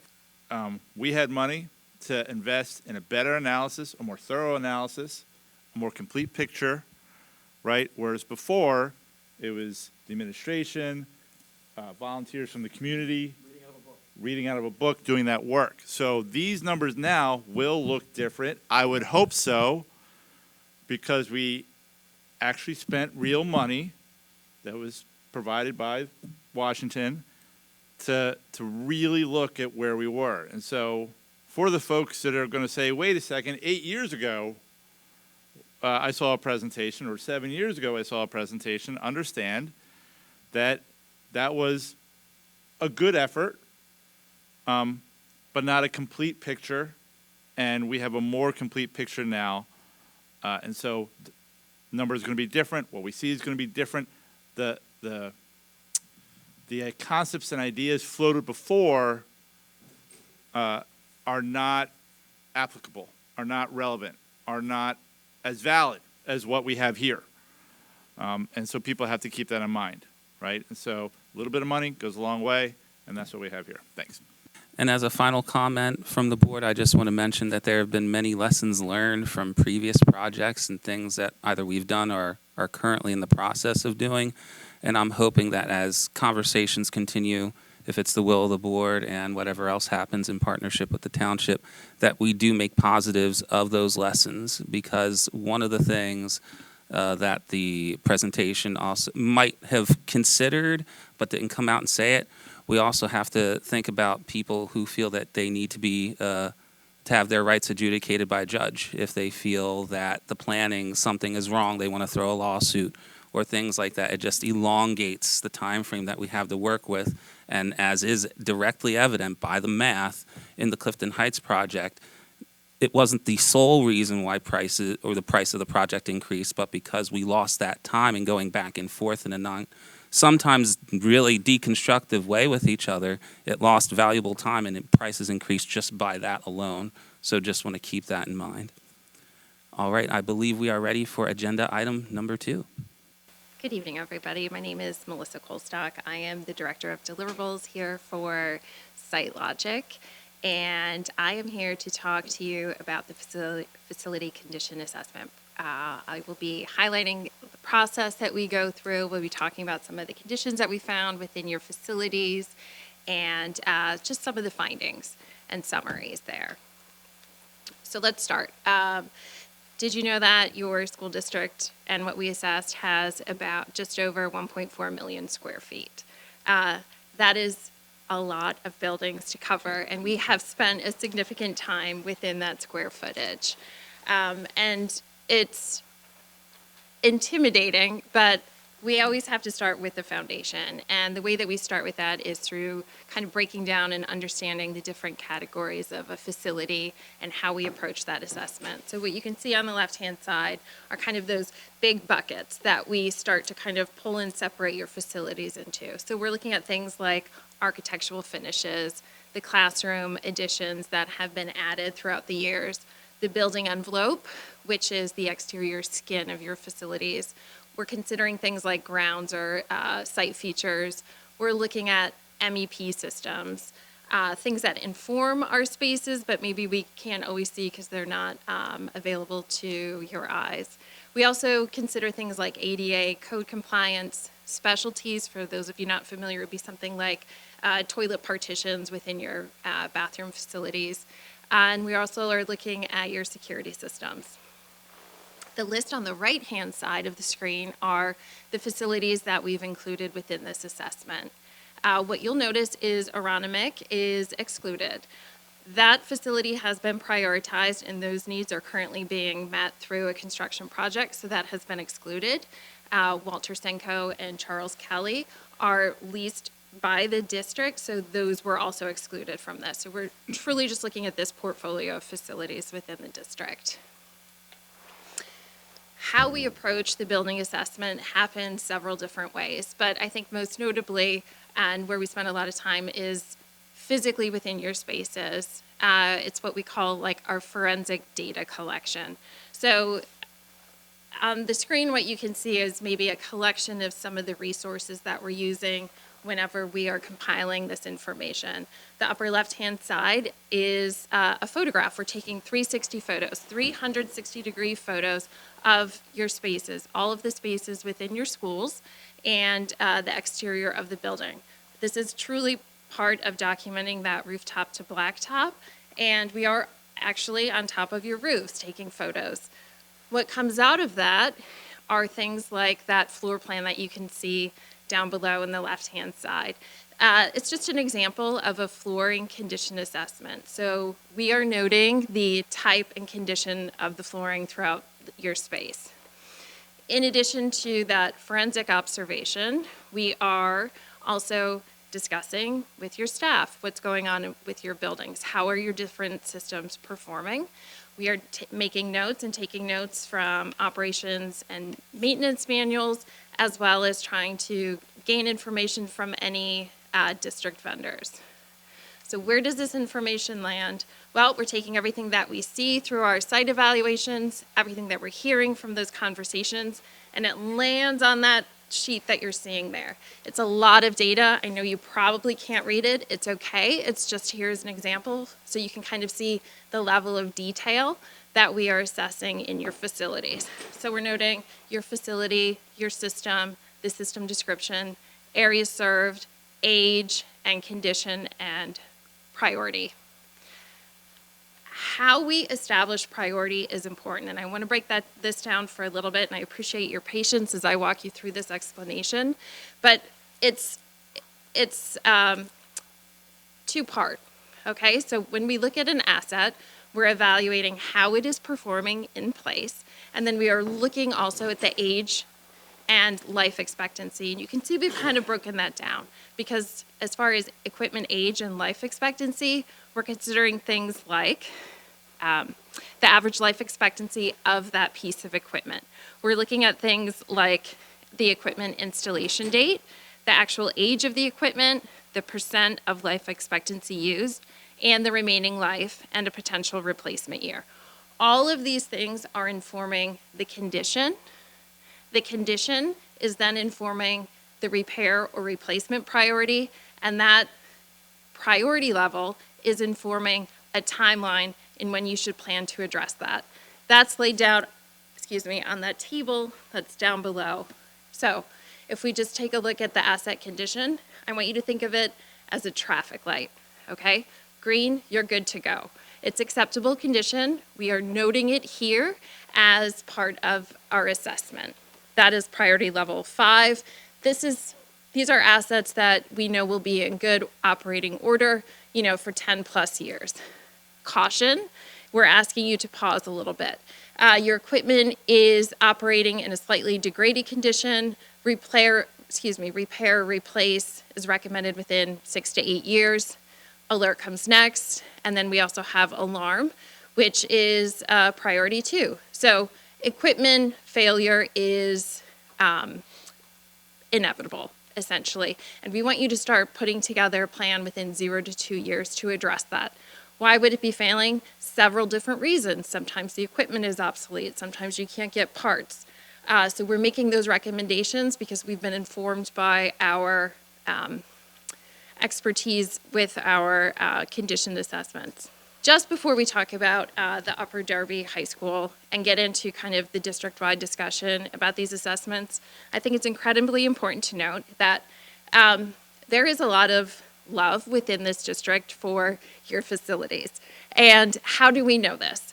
Well, we know this because whether we're either virtually walking through your buildings, through those 360 photos, or we're just physically interacting with your staff, we can see what's going on. We're not seeing a lot of defacement of property. There's not a ton of graffiti. These buildings are well cared for at every level. So before I highlight what we found in the building assessments, which unfortunately can seem a little negative, I just want to preemptively say that because I think it's important to note.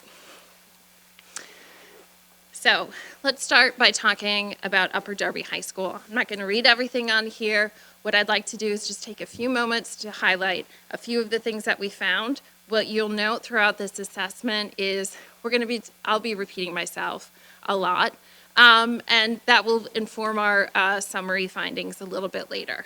So what we're seeing here within the high school are things like air handling equipment, which is AHU, so above the natatorium.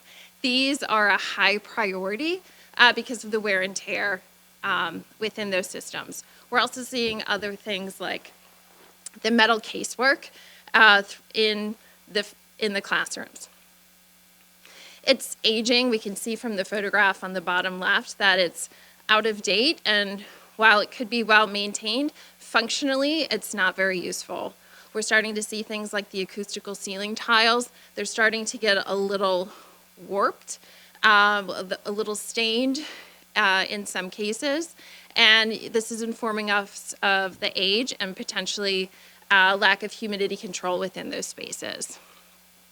The exterior envelope of the building, which is that center picture there, it's difficult to see in the photo, but we're noting that there is some masonry restoration that we would like to see in select areas, in addition to some of the window systems that could use either upgrade or replacement.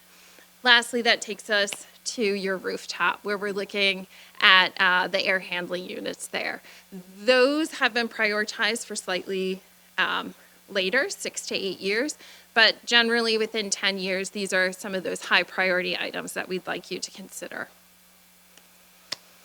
Next, moving on to Beverly Hills Middle School. Looking at the auditorium, there are finishes within that space that could use upgrading, and the same is the case for the classrooms that we can see kind of priority 3 to 5 years, carpeting, window treatment, ceiling tiles, etc., starting to show their age from daily wear and tear.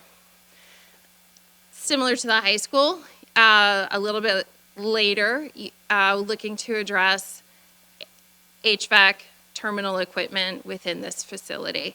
Things like the boiler, air handling unit, chillers, pumps. It's aging, and we would just like to note the recommendation for planning for repair or replacement of those systems. Drexel Hills Middle School, again, what we're noting here is the door hardware. It doesn't meet code. What does that mean? Well, instead of like a lever, which would be appropriate for anyone that maybe has some sort of disability, we're seeing more knob-type hardware. So our recommendation is to replace that so it is a more fully accessible facility. Again, here we're seeing things like ceiling tile and flooring that is ready for replacement. Certain conditions exist with concrete floors and corridors that maybe require an updated finish. And similar to the other facilities, you know, we're looking at rooftop units and other types of mechanical, electrical, plumbing equipment recommended for upgrades in the near future.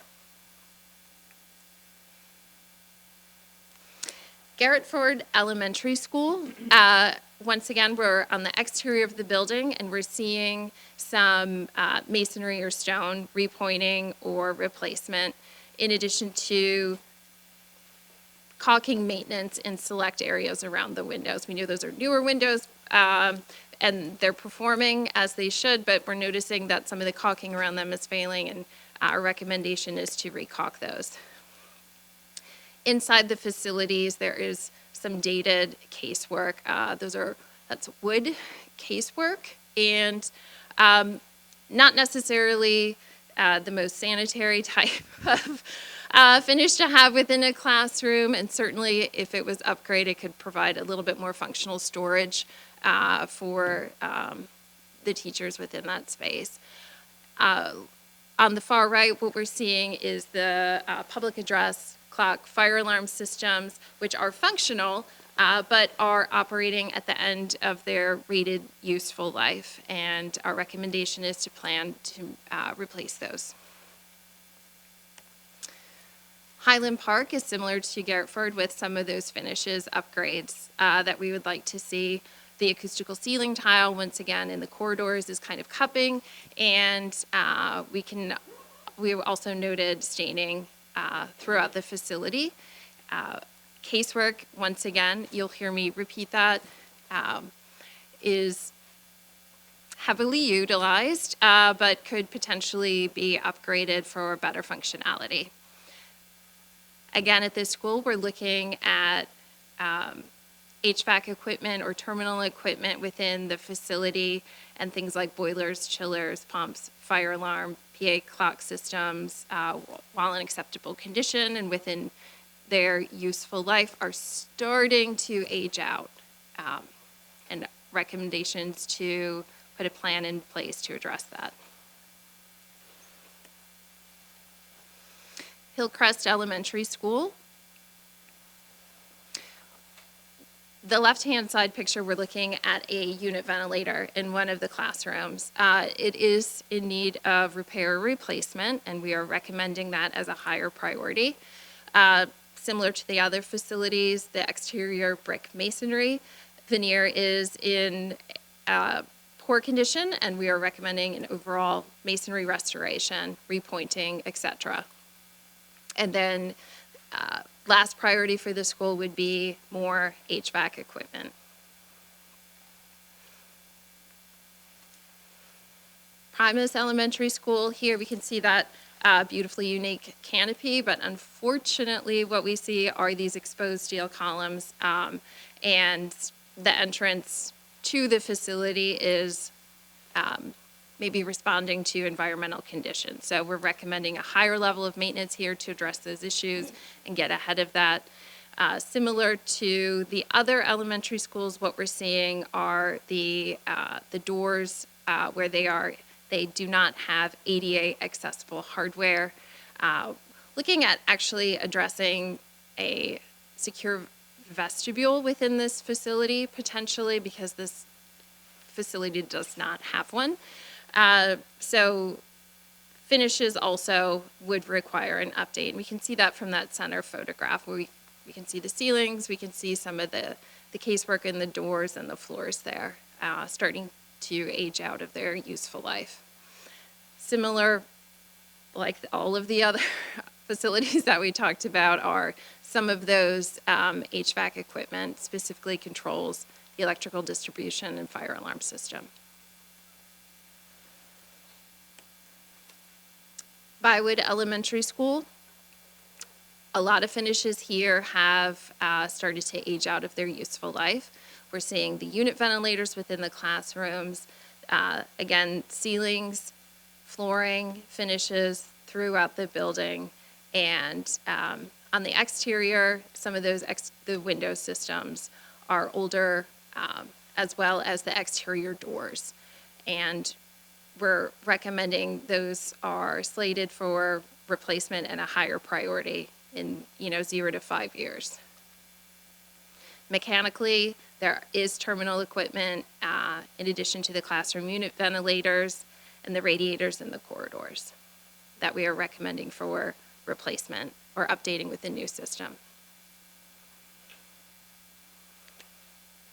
Stonehurst is another elementary school where we're seeing a lot of deficiencies that were noted.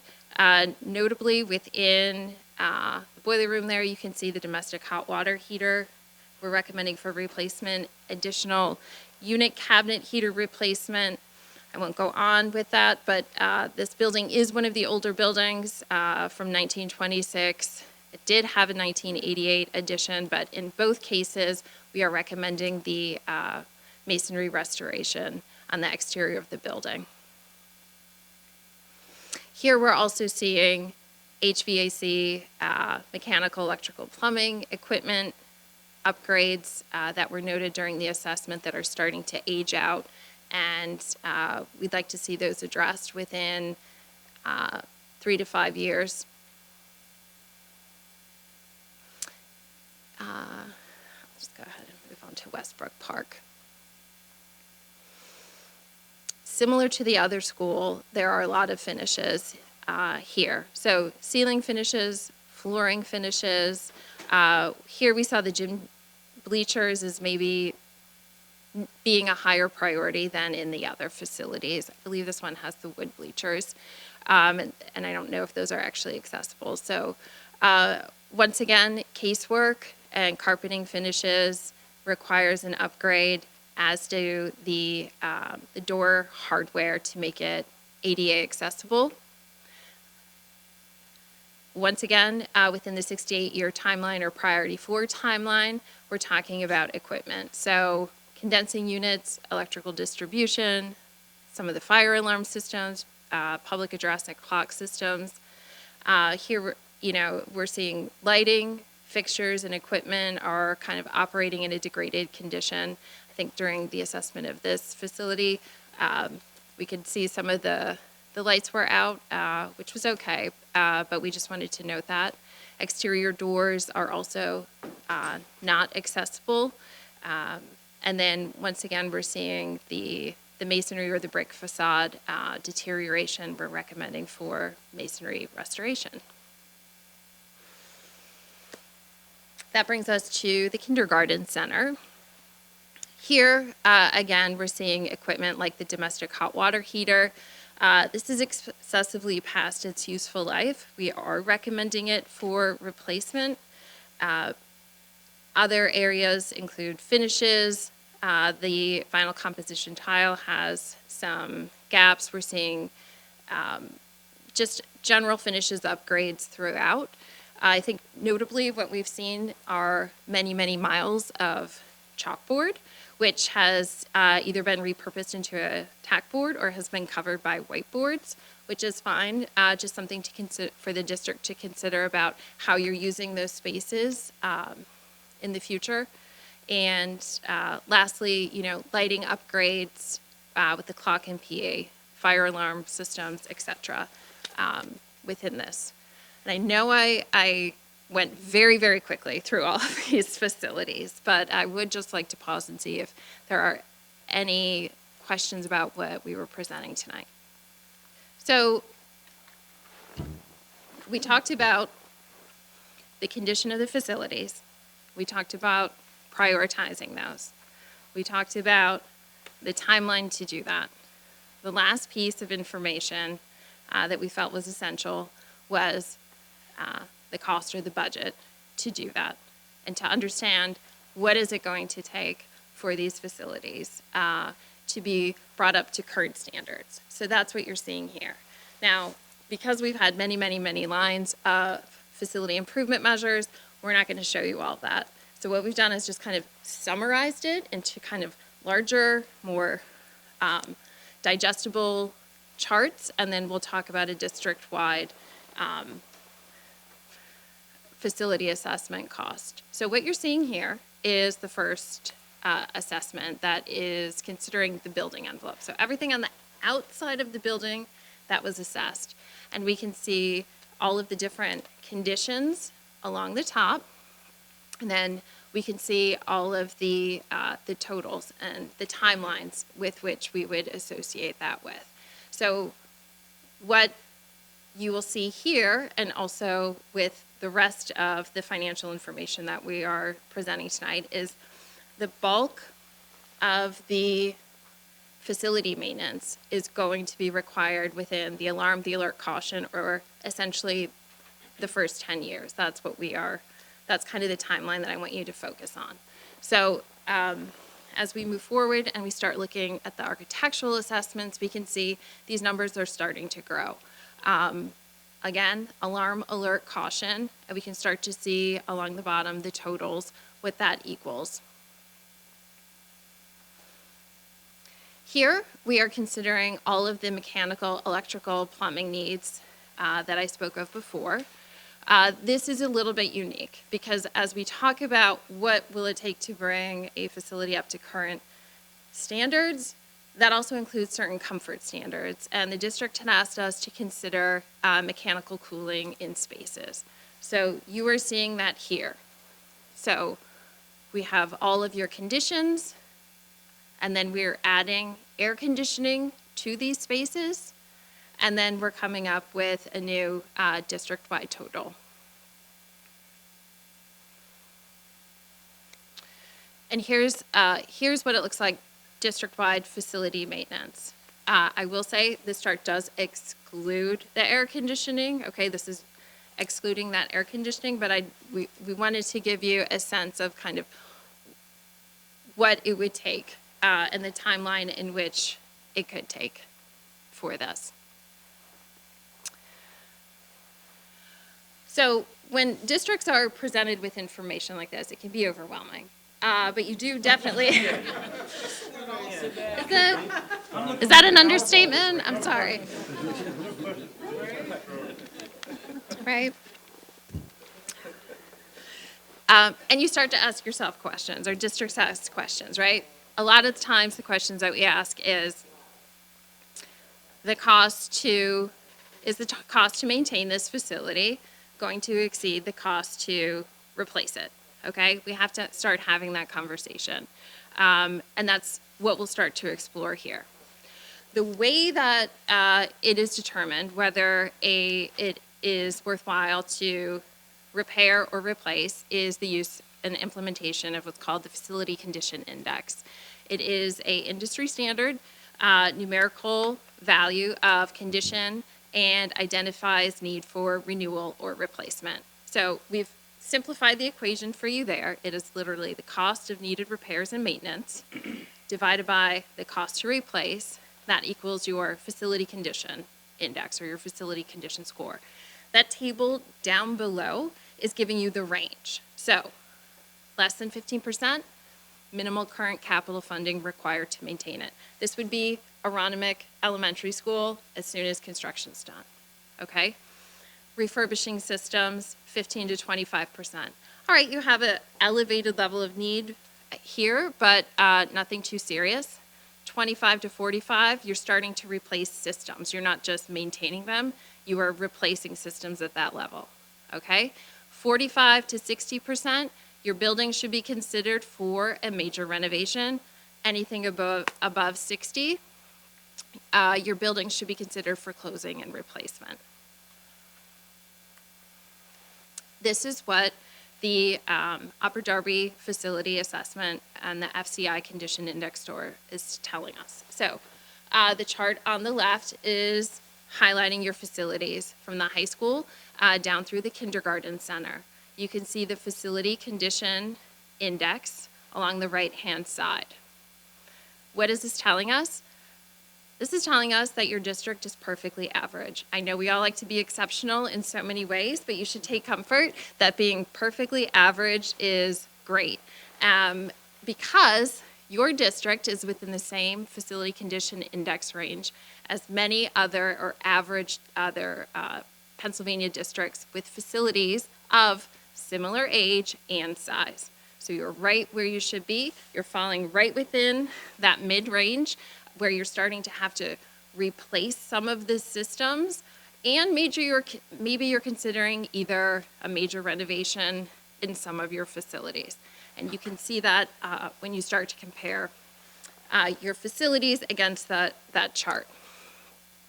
Just to Not that I want to add any jokes yes. to this or extend any longer. Is this where you ask us at the end when we check out if we want to add any additional like warranties on top of this? I'm only kidding. Go ahead. It is. I have the contract right here for you. Okay, so just to help contextualize this a little bit more, let's talk about like regionally. So the National Center of Educational Statistics released a study. That study showed that school districts in the northeastern part of this state generally are older and have a higher FCI range than districts throughout the rest of the country. Of note, in the Northeast, the average score was 46%. So your district of these facilities is below average for most of the school districts within the northeastern part of the United States.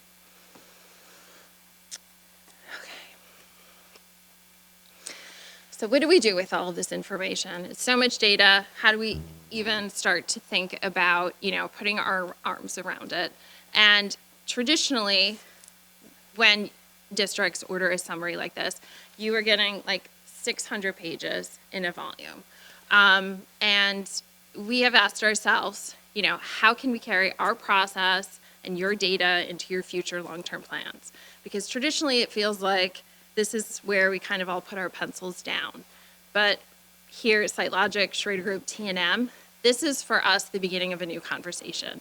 It is an opportunity, and for us it is a jumping off point, specifically for your facilities maintenance.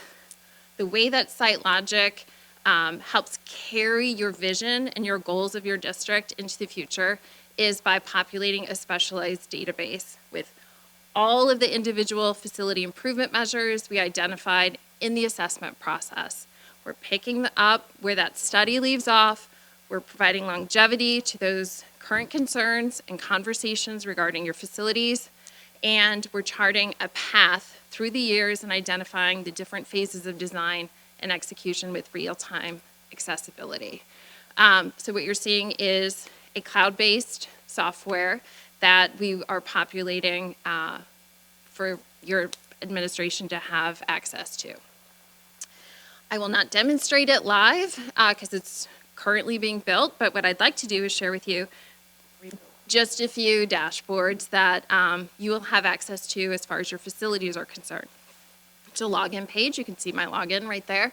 And whenever you enter into the site, you will be filled with, or you'll have access to these interactive dashboards. This is a sample district, but you can see a lot of different types of information that we have collected and populated for your facilities. So you'll be able to sort and select based on facility type, elementary, high school, middle school, and all of the facility maintenance costs that we were just talking about will start to be kind of broken down. So you can look at your square footage per facility. You can look at where you might need to make investments in different types of facility systems. Across the bottom there is a timeline populated with the budgets based on availability. And then we also have created that pie chart. This will be interactive, but based on the different type of funding mechanisms that you'd like to allocate towards your facility maintenance, we can tie that together with it. This is just another example, one of many different types of dashboards and interfaces where you can start to see detailed facility information. This one is for a high school, and it captures all of that facility information on a single page. It is web-based, so Tim and Marvin can take their phones or their iPads and walk through the facilities, pull it up, interact with it, and verify a lot of the information that we presented here tonight. Additionally, they'll have access to floor plans, drawings, photographic information, operations and maintenance data, right in a single resource where it's convenient. So that is all that I have as far as your facility assessment. Next up for us, I know Rose wanted to speak to those. The website, is that included in the cost, or is there an annual kind of membership fee for that for, Mr. Rogers, Mr. Lee to access, like every year? Is there an additional cost to that for us? Yeah, sorry. No, there's no additional cost because that was included with the fee. And how long does that last? Is that it's just the information's not updated, or we update that information? So that is a really good question. The way that the MySite IQ works is that we will be meeting regularly with your district facility team to make updates to the system that they will interface with. We were just talking about that. I think we're probably going to start meeting quarterly to make sure that we are on the same page to get that initial snapshot of your district. And as facilities maintenance projects are put in place or prioritized, we will make those updates. Yeah. All right, if there's no other questions. So some of the next steps that we're looking at, and I realize this was a lot of information to digest. Those were big numbers to absorb. But how we have to look at it now is now the work begins, as Melissa said. We start diving into all those assessment items and really looking at them at a broader level. We're going to attend walkthroughs with Marvin and his team and really go dive into all the items and determine, what has to occur first, second, third, and start prioritizing things. When it comes to adding the information into the MySite IQ, this will allow you to start cherry picking everything. So instead of just looking at the grand total number and going, oh my God, this is going to cost us millions of dollars, you start cherry picking items, and because it's interactive, you're literally able to click on a school on the assessment items and go, okay, this is year one. What do we want to budget for facility improvements? If it's $2 million, you start ticking off items that are going to get you that $2 million. You go over, you take them back off the list. They move to year 2, 3, and so forth, and down the road. Did I explain that correctly? We also want to develop an operations preventive maintenance schedule so that you'll know when these projects occur. And then, of course, we want to coordinate your maintenance with your district's Facilitron usage reservation system that Marvin uses. All right, thank you very much for another detailed presentation. Any comments from board members? We'll start on my end. I really like the website. I want to continue to give the resources to our administration that they have access to something like this, even 10 years down the line, that we continue to update, and that way they can make, I think the data collection in this is amazing, and the dashboard, and I think we can become very efficient in how we prioritize different projects. And I want to make sure as a board, and I think we do, we prioritize giving them the resources and tools to do their jobs the most efficiently as possible. Just to laugh, this is not a Home Depot shopping list, Dr. McGarry. Yeah, so many years ago, those who were not here, when we tried, there were folks involved previously for this, and it's unfortunate, but at that time, a board member told an administrator who was tasked with this that what you provided to us is a Home Depot shopping list. So compliments to you, it's far exceeds, and we're going back 8 or 9, 10 years ago, that comment that was made by a board member. I think Ms. Mitchell was referring back to that historical time when these efforts were there. To David, to your point, and I don't want to have this come across the wrong way, but SiteLogic is also kind of on board helping us shepherding projects. So the question I know you're getting at is like, what's the cost? Well, SiteLogic is also going to be benefiting, I would say, for lack of a better term, that by helping us with this software, they're going to be on board helping us with projects, and that's where some of that information from the financial part comes from. It's to their benefit, I would argue, that this software is available to us, because then they're tied into helping with these projects long term as well. Is that fair? Yeah. I just had to lighten the mood because everyone looks tired, and I know we're ready to wrap up. You should know that I said that to the administration a few months ago when this came forward. I would just like to thank the four of you for 2 excellent presentations and tons and tons of work on behalf of our district, and all those, and obviously the supporting cast behind the scenes at your organizations. Thank you.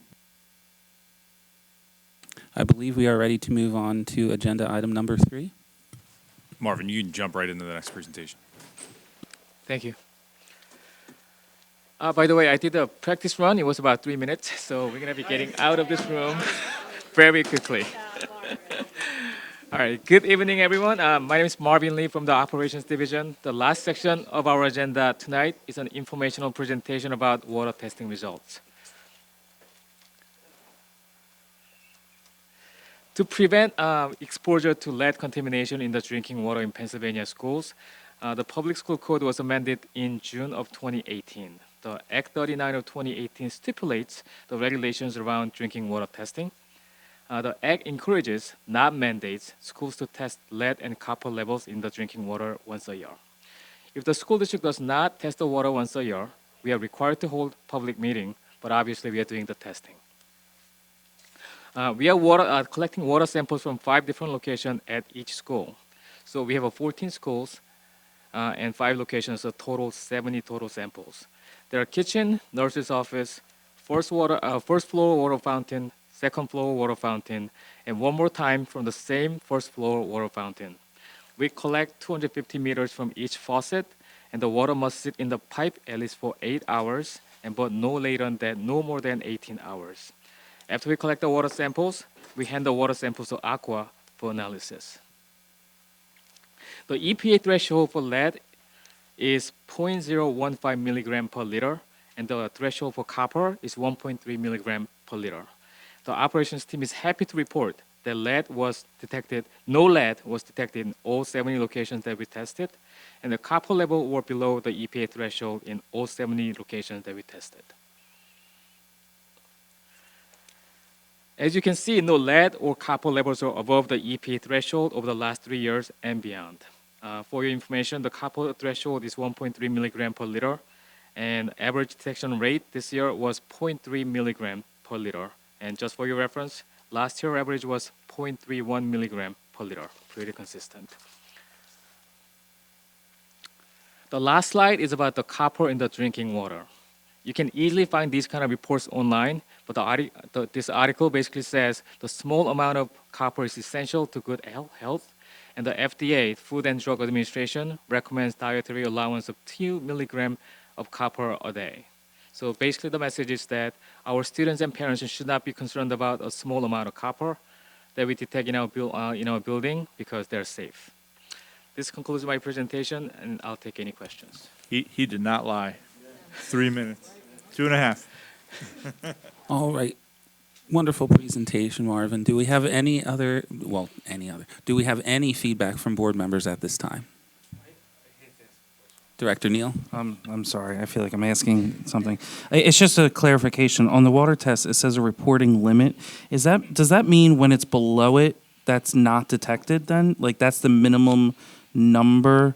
So for example, on the reporting limits for copper, it's 0.25 on the reports that were sent out. One was reporting limit 0.05. Like it changes. So like, what does that mean? What is reporting limit? The reporting limit, based on what I understood from Aqua, is that every time they have to retest, they have to dilute the water. So the reporting limit changes every time we have to retest and add more. That's what they told me. Like every time they have to retest the same sample, the dilution rate is different. So that's why the reporting limit becomes different. Oh, okay. Yeah. Thank you. Yeah. Any other feedback from board members at this time? I believe we are ready to move on to the final agenda item for this evening. Thank you, Director Warsavage. The final agenda item is policies. There are 2 policies under consideration this evening. Policy 011, Principles for Governance and Leadership, and Policy 810, Transportation. And I should just take this opportunity to mention that policy numbers below 100 deal with how the board functions and operates and is set up, and they are referred to as BOGs, Board Operating Guidelines. So the the two policies, policy 011 is principles for governance and leadership. The PSBA updated their principles for governance and leadership, and the board is adopting with these updates the updated principles for governance and leadership. And I will double check, there was something in the information from PSBA that with the board's approval of these new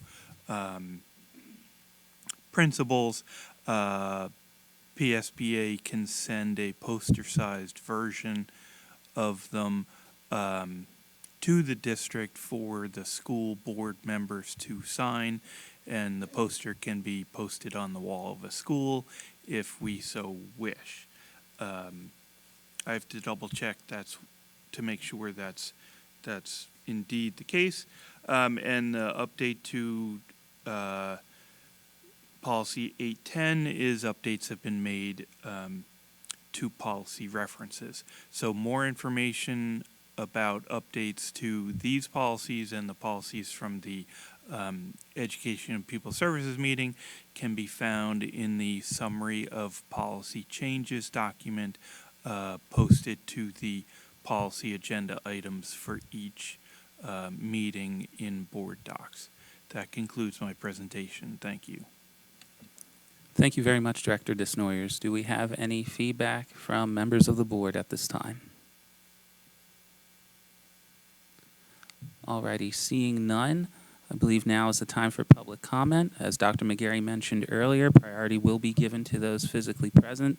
If you are so inclined, please come to the mic, state your name, your address, and the specific agenda item number you will be addressing. Do we have anyone physically present who would like to make public comment at this time? Good evening, Edward Ganges, 1905 Green Hill Road, Lansdowne, PA. This is to the new school and the maintenance agendas. I'm not sure if it's one or two, but there you guys have it. Honestly, I just have to say, as a community member, citizen, sitting here watching you guys do all this hard, high-quality work it's just a pleasure. Thank you so much to the board, all of you directors, for the amount of time you put in, the amount of information you have to consider, just the amount of hard work it must take to balance so many moving parts across the district. Not just about facilities as covered tonight, but honestly, all the different layers from the presentation with the kids and how you're planning for their future, dealing with teacher crises, budget shortfalls, new schools to be built, current schools to be maintained, parent feedback. Thank you so much. It's really a pleasure to be able to sit here and just see you do such great work and get an appreciation of how hard your job is and the great work that you do. So thank you for that. Honestly, you guys asked great questions to our guests. As a community member, the only thing that I was left worrying was how much does a new school cost? It looked like it could fluctuate anywhere from $50 million to $500 million, depending on which site you pick, how big the school is, whether it's 600 new seats, whether it's 1,200 new seats, whether we own the land, or whether the district owns the land, or whether the township owns the land. Is the township going to gouge us? Just all of that. So that was the only thing as a community member looking at the slides and thinking back and debating it across the table. I don't have information on. So ballparking that for us would be extremely helpful. But aside from that, looks like you got a multi-year, a lot of work cut out ahead of you for balancing these schools. Of special note, I want to make a shout out to Director Neal on the Clifton Heights Middle School conversation and considerations, pushing in on that. Also added a lot of new context that was not included in the slides, and we appreciate that as members of the community as well.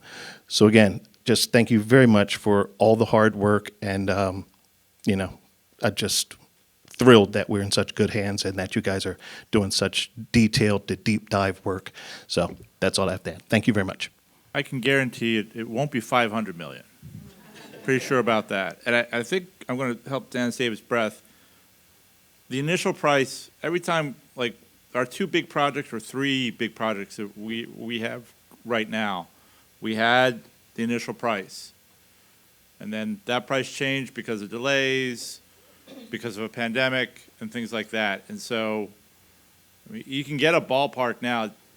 It's worth the paper it's written on, honest. I mean, it doesn't mean it's not a fair effort. It's just that delays happen, or the environment changes, and 2 years later it's 10 million more, 20 million more, and that's just what. Or you're excavating the sewer management, and you're discovering new things, and there's a cost now there that wasn't there before, and that's how it works. That's how it is. So, a huge grain of salt with any kind of introductory price that is proposed. So, I'm actually, I don't need a price right now. We're still in the beginning stages anyway. So, thanks. All right. Do we have any other members of the public who would like to make comment who are physically present? Seeing none, Ms. Buford, do we have anyone who has made any kind of electronic comment? I will try. I think someone else will have to say it for me. No, there are no other additional comments at this time. All right, Or questions. Good job, Dan. Thank you very much. Mr. Rogers, would you mind giving us a once-over of the agenda items for this evening? And I believe at least one or two of them will require some kind of board consideration. Sure. So again, we have 4 items. 2 will need board consideration. So I'll go through. If it needs board consideration, we'll stop and see how the board would like to move forward. The first agenda item, which will require board action, was the long-range planning. This is the presentation where Schrader Group and T&M Engineering presented the building capacity analysis and recommendations for our long-range plan. The ask from the administration after seeing the presentation is to give the administration the authorization to further explore the recommended property at Marshall Road and explore the possibility of going down the path of building an elementary school there, and also asking the board to move the finalized report forward for a resolution just to approve and accept the full report. So at this time, if the board would like to weigh in. All right. Do we have a consensus from the board to move those things forward? Yes. Yes. Dr. Neal has a comment. I mean, I would rather move forward with a resolution stating that it's open to all possibilities. You're allowing the administration. I mean, you're talking about just Marshall Road. Is that what you said? What? We're asking them for the board to give us authorization to explore Marshall Road which is the site that was the recommendation out of the presentation. Aside from that, the board and the school district hired Schrader, SiteLogic, T&M to produce the report. There'll be a resolution for the board accepting the finalized report as it stood and how it was presented tonight. Not that you're, making a decision on the path to go forward, but that's the formal acceptance. Similar to Dan speaking to PlanCon, when you go through and do your facility study, you want the board to accept the facility study as it completed, right? That's the last step. The recommendation out of tonight's presentation was to explore, the possibility of Marshall Road Field, and that's what we're asking for the board to give the administration the ability to go down that path. It doesn't preclude us from looking at, if the board wants us to go to what Dr. Head said, we'd also like you to explore building a school on Cardington, or knocking down, as you said, David, both Bywood and Stonehurst, and building bigger schools. All we're saying is we need your permission. I need your permission to go and talk to the township about this real estate piece. Without your permission, I really shouldn't be going out there and having discussions about trying to get properties or not get properties. And in fairness to the township, we should have this formal understanding that we're trying to work out that piece of it. What Craig is talking about as well is very important. That software that you were questioning and you were asking about, historically, we were thrown out of a PlanCom process many years ago trying to build on Cardington School because at that time, the district did not have an up-to-date, recently board-approved full facility study. We were, in my opinion, as an administrator in a different role at that time, somewhat misled that we could be okay and still put in the process, only to find out that wasn't the case. The software that we are getting with this will allow us to update our information so frequently and so much that it's almost like an automatic facility study all the time. That in communication with SiteLogic and Schrader Group, who are experts in this area, it would allow us to have an on-the-spot facility study completed if PlanCon gets turned back on for reimbursement. So what you're approving is that study that they did that we need to have in our back pocket in case PlanCon gets turned on, that we have it there, and then that software part of this that will allow us to keep that up to date. Also, an approval for me specifically to engage in a conversation with the township about whether or not Marshall Road's even an opportunity. It does not preclude this board from saying to the administration, we also want you to still exploring these other locations to build a school, if that makes sense.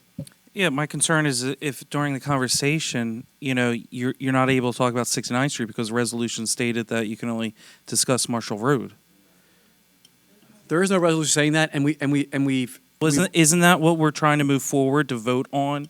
So what would that resolution say then specifically? If I don't know if Kyle has some language, because I don't want to preclude any sort of options that would hinder the district in any sort of conversation that it couldn't be on the table because the school board did not authorize him to discuss it. At this point, the administration, from what I understand, is simply looking for is looking for a resolution that would accept the facilities study. It's not doing anything more than that at this point. The administration is also looking for your tacit, not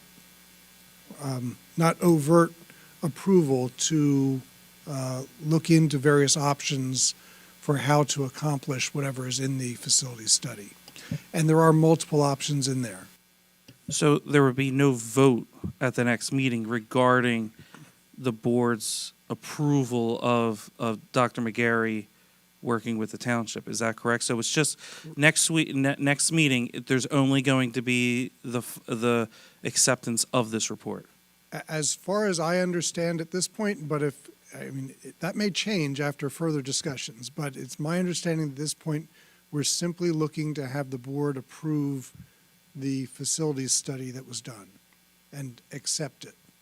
Yeah, and I'm totally for that. But then there was, Mr. Rogers stated, and the board's approval to explore that elementary everybody's aware, options nothing's done within the behind school the scenes, that we are, based on this recommendation, looking at Marshall Road in particular, so that there is no hidden idea that we are going to be talking to the township about that.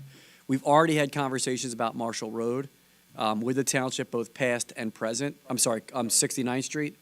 I don't think it was, at least in my opinion, in meeting with the professionals, building a school on 69th Street is nearly impossible to do in the current environment with a floodplain.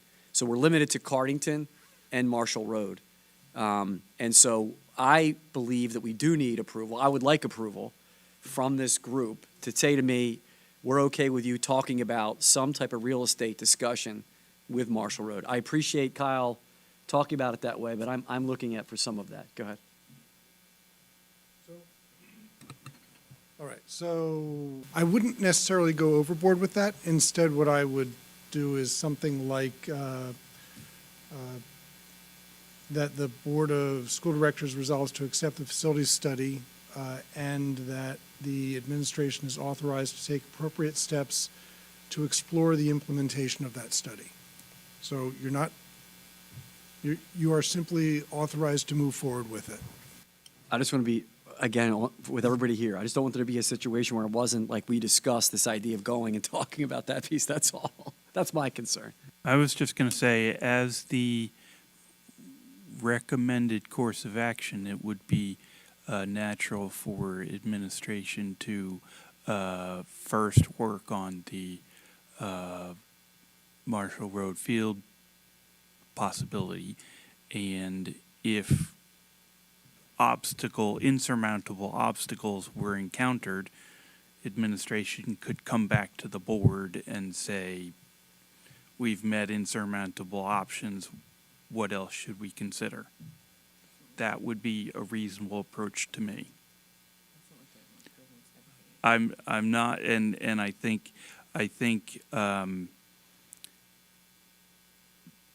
that is a reasonable way to move forward.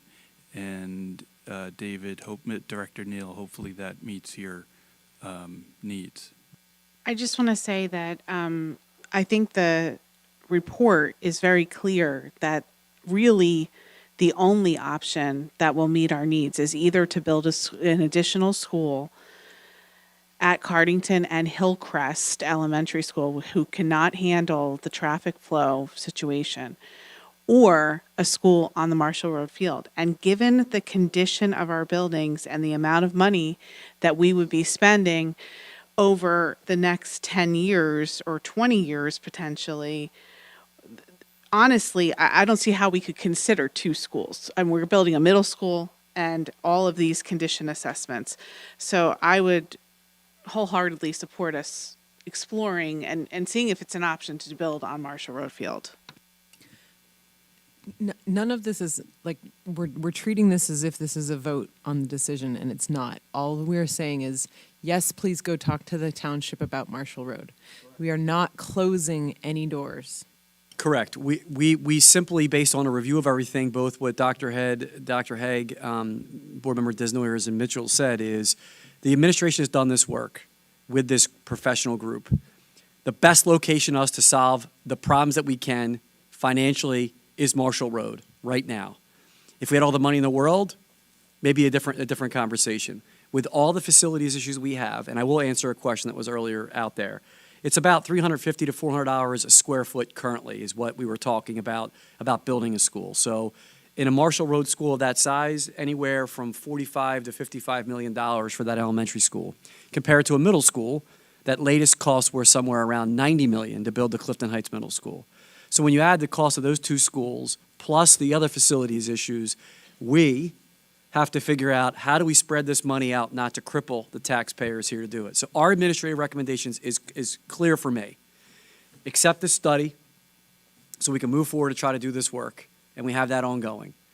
Allow me, as Dr. Haig said, to at least talk to the township in a formal way about Marshall Road, because that is the best option, the administration feels, to solve some of the current elementary issues. Is it perfect? No. Could we still explore 69th Street down the line or something else? Sure. But right now, we've got to try to capture what we can, much like to your earlier comment, David, or it's going to be another 3 or 4 years before any movement takes place. And that's why we brought it to you this way. Yeah, this is my concern. I don't want 4 months down the line, you're coming to the board asking us permission to talk about 69th Street again. Yeah, just to break into the conversation here, I just want to make sure that to reiterate the point that this is a consensus, and while we appreciate everyone's individual opinion, not that it's devalued or anything, we need to have these conversations. We also need to make the best use of our and the public's time, and we need to make sure that it is a group decision. So I would like to, whatever the verbiage is to call the question, I would like to just move on and see if there is a group consensus at this time. Do we have a consensus to move the discussion forward? Yes. Well, I need to say something, okay? And I apologize, but we need to have a consensus on what we're moving forward. So that's why I'm asking questions. So I'm going to say no. I don't. There's not a consensus for me. The resolution has nothing to do with what we're authorizing. They're just two separate things. The resolution's just about accepting the report, and the report's the report. Okay, so I heard 2 resolutions earlier. Okay. The next agenda item was the condition assessment report, where SiteLogic presented the results of the comprehensive building assessment and reviewed where we stand as far as the building envelope, the maintenance, the equipment. This is just informational, and the presentation also included the FCI for each building and also included how we move forward, and everything will be tracked and maintained through their system. Agenda item number 3 was the report on the annual water testing, also informational. Mr. Lee provided an update as it relates to the district's annual water testing analysis and results and the current reporting requirements under Act 39 of 2018. Agenda item number 4 is policy, which is board action. We have policy 011, principles of governance and leadership, and policy 810, transportation. And if the board wants to comment there. Do we have consensus to move that forward? Yes. Yes. That concludes the agenda. And I hand the meeting back over to President Brown. Thank you, Director War Savage. A motion is in order for the adjournment of the Finance and Operations Committee meeting. Thank you, Don. All those in favor? Aye. Aye. Meeting adjourned.